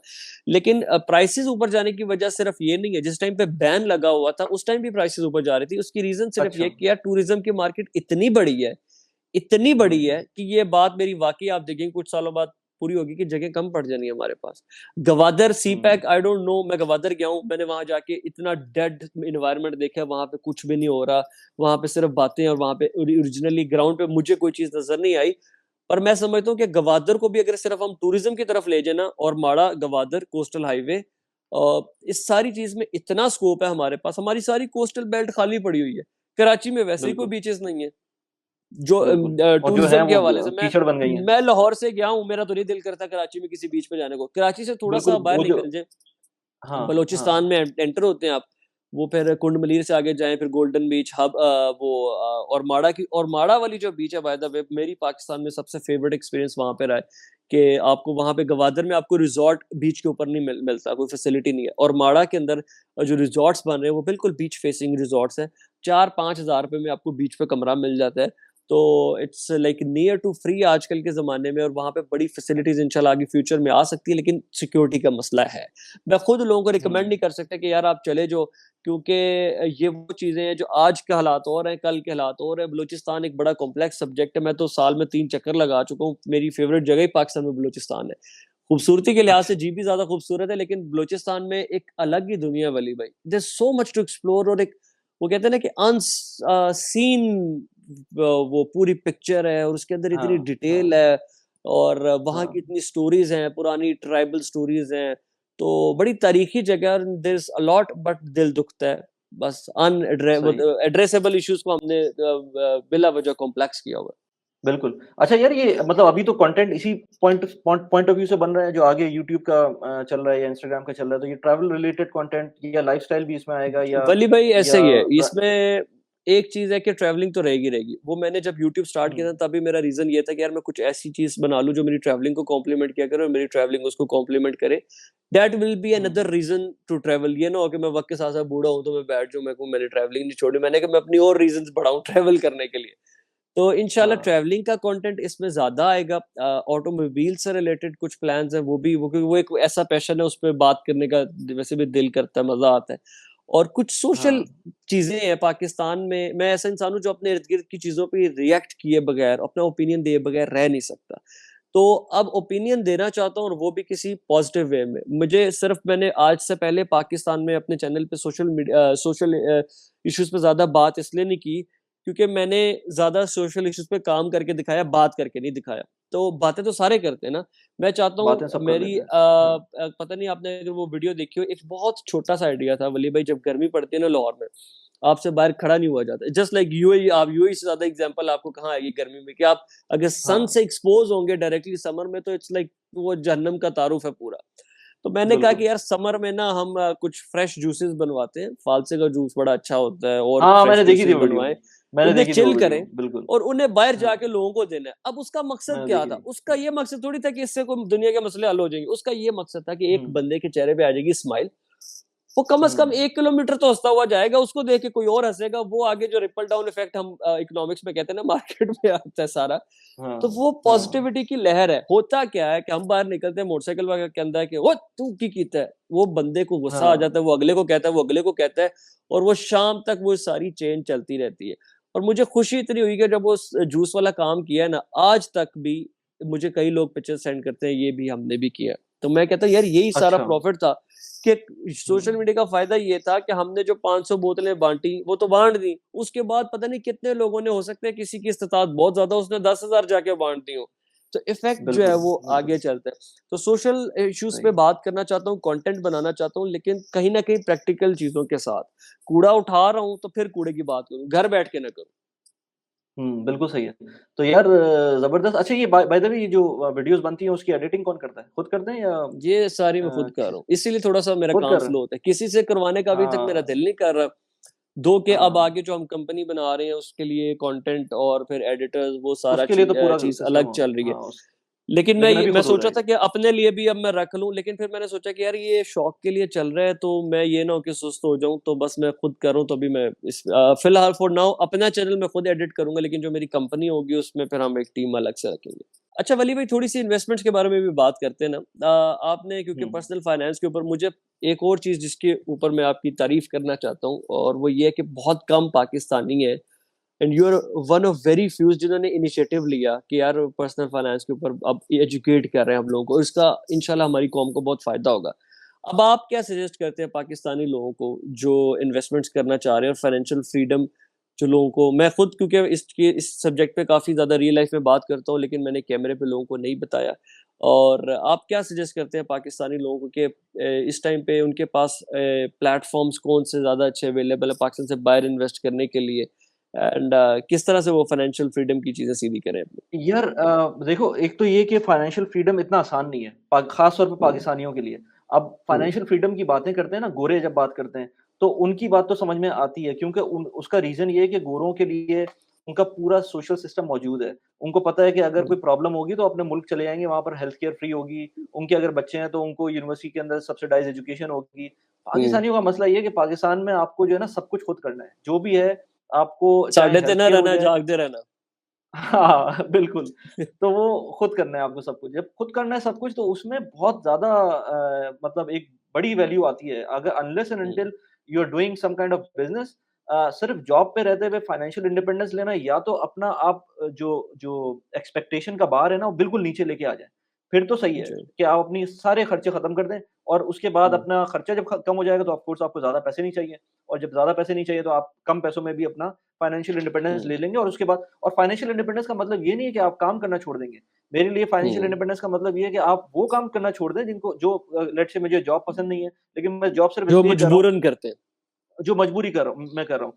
अब जब फाइनेंशियल इंडिपेंडेंस हो जाएगी, इतना हो जाएगा कि मेरा किचन एक्सपेंसेस चलना स्टार्ट हो जाए, लेकिन साथ में प्रॉब्लम ये आता है कि अगर लेट्स से किचन तो चल जाएगा, किचन चलना तो इतना बड़ा मसला नहीं होता। हम्म। मसला होता है जो फ्यूचर के एक्सपेंसेस होते हैं और जिसमें पाकिस्तानियों का सबसे बड़ा मसला ये है कि पाकिस्तानी उनको उसमें लेते हैं लेट्स से वो बात करते हैं हायर एजुकेशन की बच्चों की। चलो वो बात तो समझ हम्म। में आती है। लोग परेशान होते हैं शादियों की बच्चों की। तो वो मुझे समझ में नहीं आती। मैं कहता हूँ यार अगर वो बिल्कुल। पैसे नहीं है आपको तो वो आप छोड़ दें उसमें उसमें करने की ज़रूरत नहीं है। अब पाकिस्तान के साथ प्रॉब्लम इस वक़्त ये भी है कि हाइपर इन्फ्लेशन के करीब हम लोग पहुँचे हुए हैं। इस वक़्त इतना महँगाई हुई है, तो जी। आपकी जो भी एसेट्स हैं, मसला तो ये जी। होता है ना अब मैंने ट्विटर के ऊपर अभी कुछ दिनों पहले ही वो डाला था कि आप अगर इजिप्ट को देखेंगे, आप देखेंगे श्रीलंका को देखेंगे या आप टर्की को देखेंगे। आप इन तीनों मुल्क हम्म। को देखें, इन तीनों मुल्क के हालात पाकिस्तान से ज़्यादा बुरे नहीं हैं, मतलब ज़्यादा डिफरेंस नहीं है। श्रीलंका तो डिफ़ॉल्ट कर चुका है। करेंसी के जी। हालात देखें तो इजिप्ट की करेंसी पाकिस्तान से ज़्यादा डिवैल्यू हुई है। टर्की की देखें तो टर्की की भी ऑलमोस्ट पाकिस्तान जैसी ही डिवैल्यू हुई। और महँगाई की बात करें तो इन मुल्कों में भी महँगाई है। लेकिन आप इनके एसेट्स की बात करें तो मेरे कुछ इजिप्शियन दोस्त हैं यहाँ पर, मेरे कुछ हम्म। श्रीलंकन दोस्त तो नहीं है लेकिन मैं श्रीलंका की स्टॉक मार्केट देखता हूँ। श्रीलंका की स्टॉक मार्केट जैसे-जैसे वहाँ पर रुपी वहाँ का जो श्रीलंकन रुपी है वो डिवैल्यू हुआ है, वैसे-वैसे श्रीलंका की स्टॉक मार्केट ऊपर गई है। जैसे-जैसे इजिप्ट के अंदर मुझे जो यहाँ पर हम्म। लोग मिलते हैं उनसे बात होती है तो जैसे-जैसे सॉरी इजिप्ट की इन्फ्लेशन बढ़ी है, जो उनके जो पाउंड है इजिप्शियन हम्म। पाउंड है वो नीचे आया है, उसी हिसाब से उनके एसेट्स की वैल्यू ऊपर गई है, यानी कि स्टॉक मार्केट भी ऊपर गई है और हम्म। प्रॉपर्टी प्राइसेज़ भी ऊपर गई हैं। इसी तरह से टर्की को देख लें तो टर्की के अंदर भी जबरदस्त। जैसे जैसे उनकी लेरा नीचे आया है वैसे वैसे स्टॉक मार्केट ऊपर गई है। तो इन मुल्कों हुँ, में अगर कोई रहता है तो उसके लिए तो जो फंडामेंटल चीज होगी वो ये होगी कि यार चलो, अगर मेरा मुल्क के अंदर महंगाई बढ़ रही है और मेरा लेट्स से मेरा बाइंग पावर कम हो रही है, तो मैंने जो इन्वेस्टमेंट्स की हैं, चाहे वो रेजिडेंशियल लेट्स से प्रॉपर्टी की इन्वेस्टमेंट हो, चाहे वो स्टॉक मार्केट की इन्वेस्टमेंट हो, वो दोनों मेरे लिए ऊपर गई हैं। पाकिस्तान के हुँ, केस में उल्टा ये हुआ है कि आपके सब कुछ बढ़ गया है। यानी कि आप आटा लेने जाएँगे तो वो महँगा हुआ है, आप बाहर ट्रैवल करना जा रहे हैं तो वो महँगा हुआ है, आप लेट्स से बिजली यूज़ करेंगे तो वो महँगी हुई भी है। लेकिन एट द सेम टाइम आपका अपना घर है, वो उसकी प्राइस स्टैग्नेंट है। आपका लेट्स से कोई एसेट हुँ, है, जो आपने रेंटल के लिए कोई प्रॉपर्टी ली हुई है, उसकी प्राइस स्टैग्नेंट है। आपने स्टॉक्स में कुछ हुँ, इन्वेस्ट किया हुआ है, उसकी प्राइस स्टैग्नेंट है। मतलब ये अनफॉर्च्यूनेट है कि इतने इम्पोर्टेंट एसेट्स वो इन्फ्लेशन के हिसाब से ऊपर नहीं गए। तो बिल्कुल। लेकिन मेरा मेरा ये पॉइंट है कि जो ये मैं लोगों को बोलता हूँ, अगर किसी को यहाँ यूएई में रहते हुए किसी को अगर लेट्स से मैं कहता हूँ ना, कोई मुझसे पूछता है कि यार हमें घर बनाना है पाकिस्तान के अंदर, तो मैं वही बोलता हूँ कि अगर आपने कोई प्रॉपर्टी ऑलरेडी नहीं बनाई हुई है, इन्वेस्टमेंट कोई नहीं की हुई है, तो ये अच्छा टाइम है। क्योंकि जितना रुपये बिल्कुल, डिवैल्यू हो गया है, मेरे नहीं ख्याल के इससे ज़्यादा कोई हाइपर लेवल के ऊपर जो है ऐसे ही है। ना रुपये अभी आप डिवैल्यू देखें होगा। ना, 2 तो साल पहले हाँ, डीएचए क्वेटा की फाइल की क्या प्राइस थी और आज अभी वो क्या फाइल की प्राइस आई, और 2 साल पहले गाड़ियों की प्राइसेज़ क्या थी। तो यहाँ पे कुछ पता नहीं हाँ, चलता कि फॉर्च्यूनर कब महँगी हो रही है और 1 कनाल का हाँ। प्लॉट कब सस्ता हो रहा है। तो हाँ, बड़ी हाँ, हाँ। अनप्रेडिक्टेबल तो वो अनसर्टेन सी बिल्कुल, मार्केट कंडीशंस है इवन इसी हमारी। चीज़ में स्टॉक मार्केट में देख लें, स्टॉक मार्केट के अंदर एक चीज़ होती है पीई वैल्यू, यानी कि प्राइस टू अर्निंग अच्छा, रेशियो होता है वो कंपनीज़ का, जो कि अब बताता है आपको कि फॉरवर्ड उसके अंदर प्राइस एडजस्टेड है कि नहीं है। पाकिस्तान की अच्छा, स्टॉक मार्केट इस वक़्त बहुत सस्ती हुई हुई है। अगर किसी से अच्छा, कोई बात करे ना, लेट्स से कि पाकिस्तान की कंपनीज़ की अर्निंग किस तरह की है और पाकिस्तान की कंपनीज़ की वैल्यूएशन किस तरह की है, तो वैल्यूएशन कुछ हुँ, भी नहीं है इस वक़्त पाकिस्तान की जो कंपनीज़ हैं। इसी तरह से स्टॉक मार्केट की वैल्यूएशन बिल्कुल नीचे आई हुई है।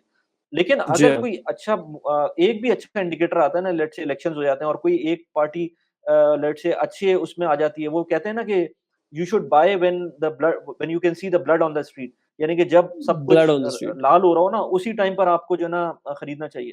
तो मेरे ख्याल से पॉइंट ये है, लेकिन पिछले 3 साल से हम यही देख रहे हैं कि यही पॉइंट है। ब्लड ऑन द स्ट्रीट तो यही हर वक़्त पॉइंट नज़र आ रहा है, लेकिन कोई है। कोई चीज़ ऊपर नहीं जा रही है।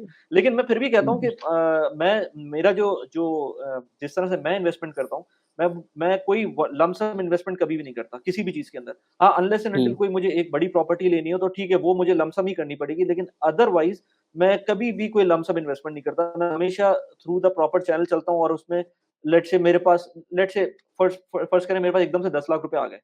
उन 10 लाख रुपए को मैं एक तो उनमें से 9 लाख रुपए मैं किसी सेफ जगह पे इन्वेस्ट कर दूँगा, जो कि अगले 5 महीनों तक मैं देखता रहूँगा कि मुझे कहाँ-कहाँ इन्वेस्टमेंट करनी है उन अच्छा वली भाई, 9 सॉरी लाख आपकी रुपए के बात अंदर। काट रहा हूँ। ये शुरू से ये अप्रोच थी या बाय द टाइम ये डेवलप हुई?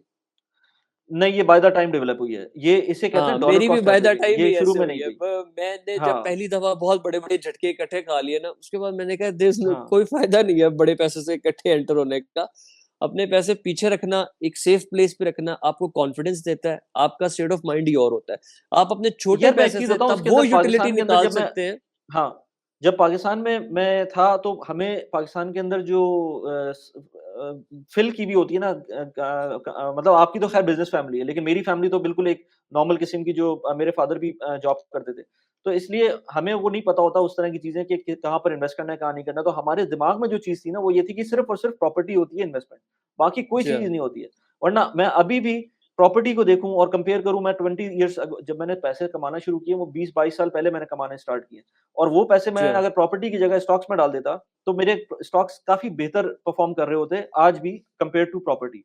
लेकिन वो चीज़ समझ में नहीं आती है लोगों की, क्योंकि वो समझने वाली चीज़ होती है, स्टॉक्स में थोड़ी बहुत टेक्निकल चीज़ें आ रही होती हैं, जो कि नहीं समझ में आती लोगों को।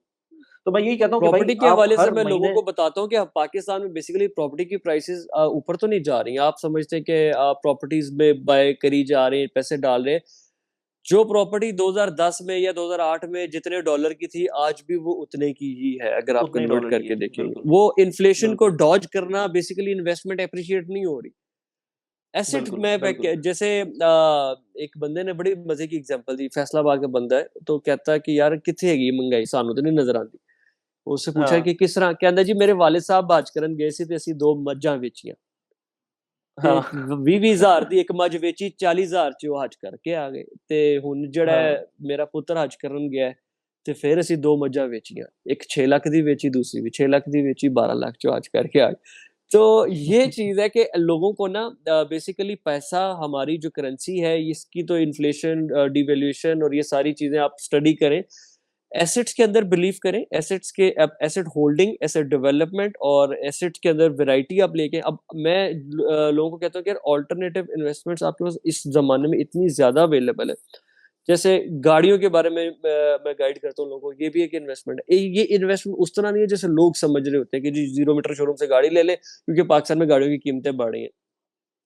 कलेक्टिबल कार्स, एंटीक कार्स और आर्ट की ऑल ओवर द वर्ल्ड बहुत ज्यादा एक नया प्लस एक आप वो पूरा गाड़ियों के अंदर भी मैं पोर्टफोलियो। लोगों को कहता हूँ, आपने बिल्कुल सही बोला कि जो है ना, आप नई गाड़ी लेके बेच दें उसको ओन के ऊपर, वो एक चीज नहीं है। चीज वो है कि आप गाड़ी को खरीदें, पुरानी गाड़ी को खरीदें, उसमें वैल्यू ऐड करें और उसको फिर बेचें, फिर वो एक हाँ, प्रॉपर ये तो हो बिजनेस गया है। ना रेस्टोरेशन। मैंने ऑस्ट्रेलिया में हाँ, ये प्रेजेंटेशन दी थी एंटीक गाड़ियों के ऊपर, कि मैंने एक बिजनेस मॉडल दिया था, लैंड क्रूजर्स पाकिस्तान में पुरानी हम इंपोर्ट करेंगे, ऑस्ट्रेलिया में बेचेंगे। अब 40 सीरीज की जो लैंड क्रूजर है, मैं आपको मजे की बात बताता हूँ कि पाकिस्तान में हमें वो टॉप की गाड़ी 15 लाख रुपए में मिल जाती है। अब 15 लाख को अब अच्छा। मैं ऑस्ट्रेलियन डॉलर में अगर कन्वर्ट करता हूँ तो मेरे ख्याल से इस टाइम पे डॉलर जो चल रहा होगा कोई 7 8 हज़ार की वो गाड़ी होगी। ऑस्ट्रेलिया लैंड करने के बाद 10% शायद मैं कोई ड्यूटीज वगैरह दूंगा और कुछ मेरी कॉस्ट थी, उसके बाद मैं लैंड करने के फौरन बाद उस गाड़ी की वैल्यू $30,000 है। कितना फर्क आ गया। और ये मेरा वो मॉडल था जो मार्केटिंग में मैंने इसकी फर्स्ट पोजीशन मैंने इस पे ली। 40 series land cruiser all over the world इसकी प्राइसेस बहुत ऊपर चली गई। टोयोटा सुपरा एक गाड़ी है, जेडीएम गाड़ियों बिल्कुल, का जिन लोगों को स्पोर्ट्स कार है। शौक है, सुपरा हाँ, 90s की गाड़ी है। 2008 में बिल्कुल। को $6 7 हज़ार की गाड़ी मिल जाती थी, आज $1 लाख की भी नहीं मिल रही। आप देखें कि कहाँ चली गई हुँ, है वैल्यू।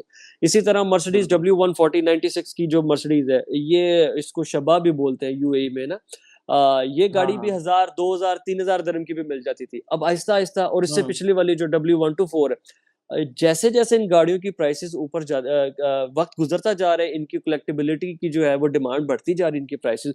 तो वो ये है कि जिस भी सेक्टर में आपने इन्वेस्ट करना है, आप उसको स्टडी करें। आपको कुछ ना कुछ उसका अगर नॉलेज है तो हमेशा अपॉर्चुनिटीज हैं। लोग कहते हैं जी उस जमाना अच्छा था, जमाना हर एक जैसा है। आपके पास आज भी हाँ। अपॉर्चुनिटीज थी, आपके पास कल भी अपॉर्चुनिटीज होंगी, और पिछले हुए गुजरे हुए जमाने में भी अपॉर्चुनिटीज थी। और इसके बाकी वली अलावा भाई बहुत जो फाइनेंस की बात की ना आपने, आप उसके अंदर एक और इम्पोर्टेंट चीज़ ये कि एक तो ये कि आपकी जितनी भी इन्वेस्टमेंट्स होती हैं, वो तो आपको करनी है ना, वो आप बाय द टाइम सीख लेता है बंदा, 1 साल, 2 साल, 3 साल लगाएगा, उसमें बंदे को सीख लेगा वो। लेकिन जो पर्सनल ब्रांडिंग है, जो कि आप भी कर रहे हैं और जो मैं भी कर जी रहा हूँ हाँ। और जितने भी जो जो लोग अच्छा सोशल मीडिया पर हैं, वो बहुत इम्पोर्टेंट है। पर्सनल ब्रांडिंग का मैंने इम्पैक्ट देखना शुरू किया है अभी, जब रिसेंटली मैंने अपना, इससे पहले जो भी काम कर रहे हैं, वो खुद अपने लिए कर रहे हैं ना, लेकिन अब क्योंकि वो इम्पैक्ट पड़ता है दूसरों के ऊपर और वो इवेंचुअली आपका वो एक एसेट है। जो ये सारे आपके चैनल्स हैं या जो भी आपके सोशल मीडिया की प्रेज़ेंस है, वो आपके लिए एसेट है। तो मैं वो सबको बोलता हूँ कि आप अपना पर्सनल ब्रांडिंग के ऊपर काम करें, जिसके अंदर सबसे ईज़ी टूल है सोशल मीडिया। स्टार्ट करें सोशल बिल्कुल। मीडिया को फ़ौरन, ओवरनाइट कुछ भी नहीं होगा, 6 महीने लगेंगे, साल लगेगा, लेकिन इवेंचुअली कुछ ना कुछ करके आप ऊपर जाएँगे और इसके थ्रू आप बहुत कुछ कर सकते हैं। इसके through definitely that is the basically best possible solution इस टाइम पे जो आपके पास किसी भी नेचर ऑफ बिजनेस को सपोर्ट करने के लिए है। चले यार, बहुत मज़ा आया यार, वहाब, और वहाब का बाय द वे वी से लिखने का कोई रीज़न है? वरना नॉर्मली डब्ल्यू से मैं देखता हूँ लोगों को वहाब लिखते हुए। नहीं, इसका रीजन वैसे मुझे खुद याद नहीं, पता नहीं मैंने कब से ये स्टार्ट किया ऑफिशियली। वैसे जो मेरे डॉक्यूमेंट्स पे वो डब्ल्यू से ही है। अच्छा, वी से डब्ल्यू से लिखने ही का है। ये अच्छा, रीजन था कि मेरा नाम है अब्दुल वहाब और वैंस मेरी सब कास्ट है, जटों के अंदर एक सब कास्ट होती है, तो वैंस भी कुछ लोग हाँ, डब्ल्यू हाँ। से लिखते थे। तो यूनिवर्सिटी में मेरा किसी ने पता नहीं वी से नाम लिख दिया या क्या हुआ, तो वो मुझे ना फिर अच्छा लगा, मैंने कहा यार वहाब भी वी से कर देते हैं और वैंस भी वी से कर देते हैं। तो उस टाइम पे जो हम अच्छा, अच्छा, सोशल अच्छा, मीडिया अच्छा। तब ऑर्किड फेसबुक यूज किया करते थे, तो वो हाँ, बाकी हाँ। सारे वहाब अलग हो गए, ये वी वाला अलग हो गया। ये अच्छा, बचपन अच्छा, की अच्छा, एक सही है। बस चीज़ थी, और उसके बाद वो चली ऐसी है कि अब अक्सर जब कोई मुझे मैसेज करता है, यूट्यूब से पहले की बात है, जो पुराने दोस्त करते हैं, वो नाम नहीं जानते ही वी से।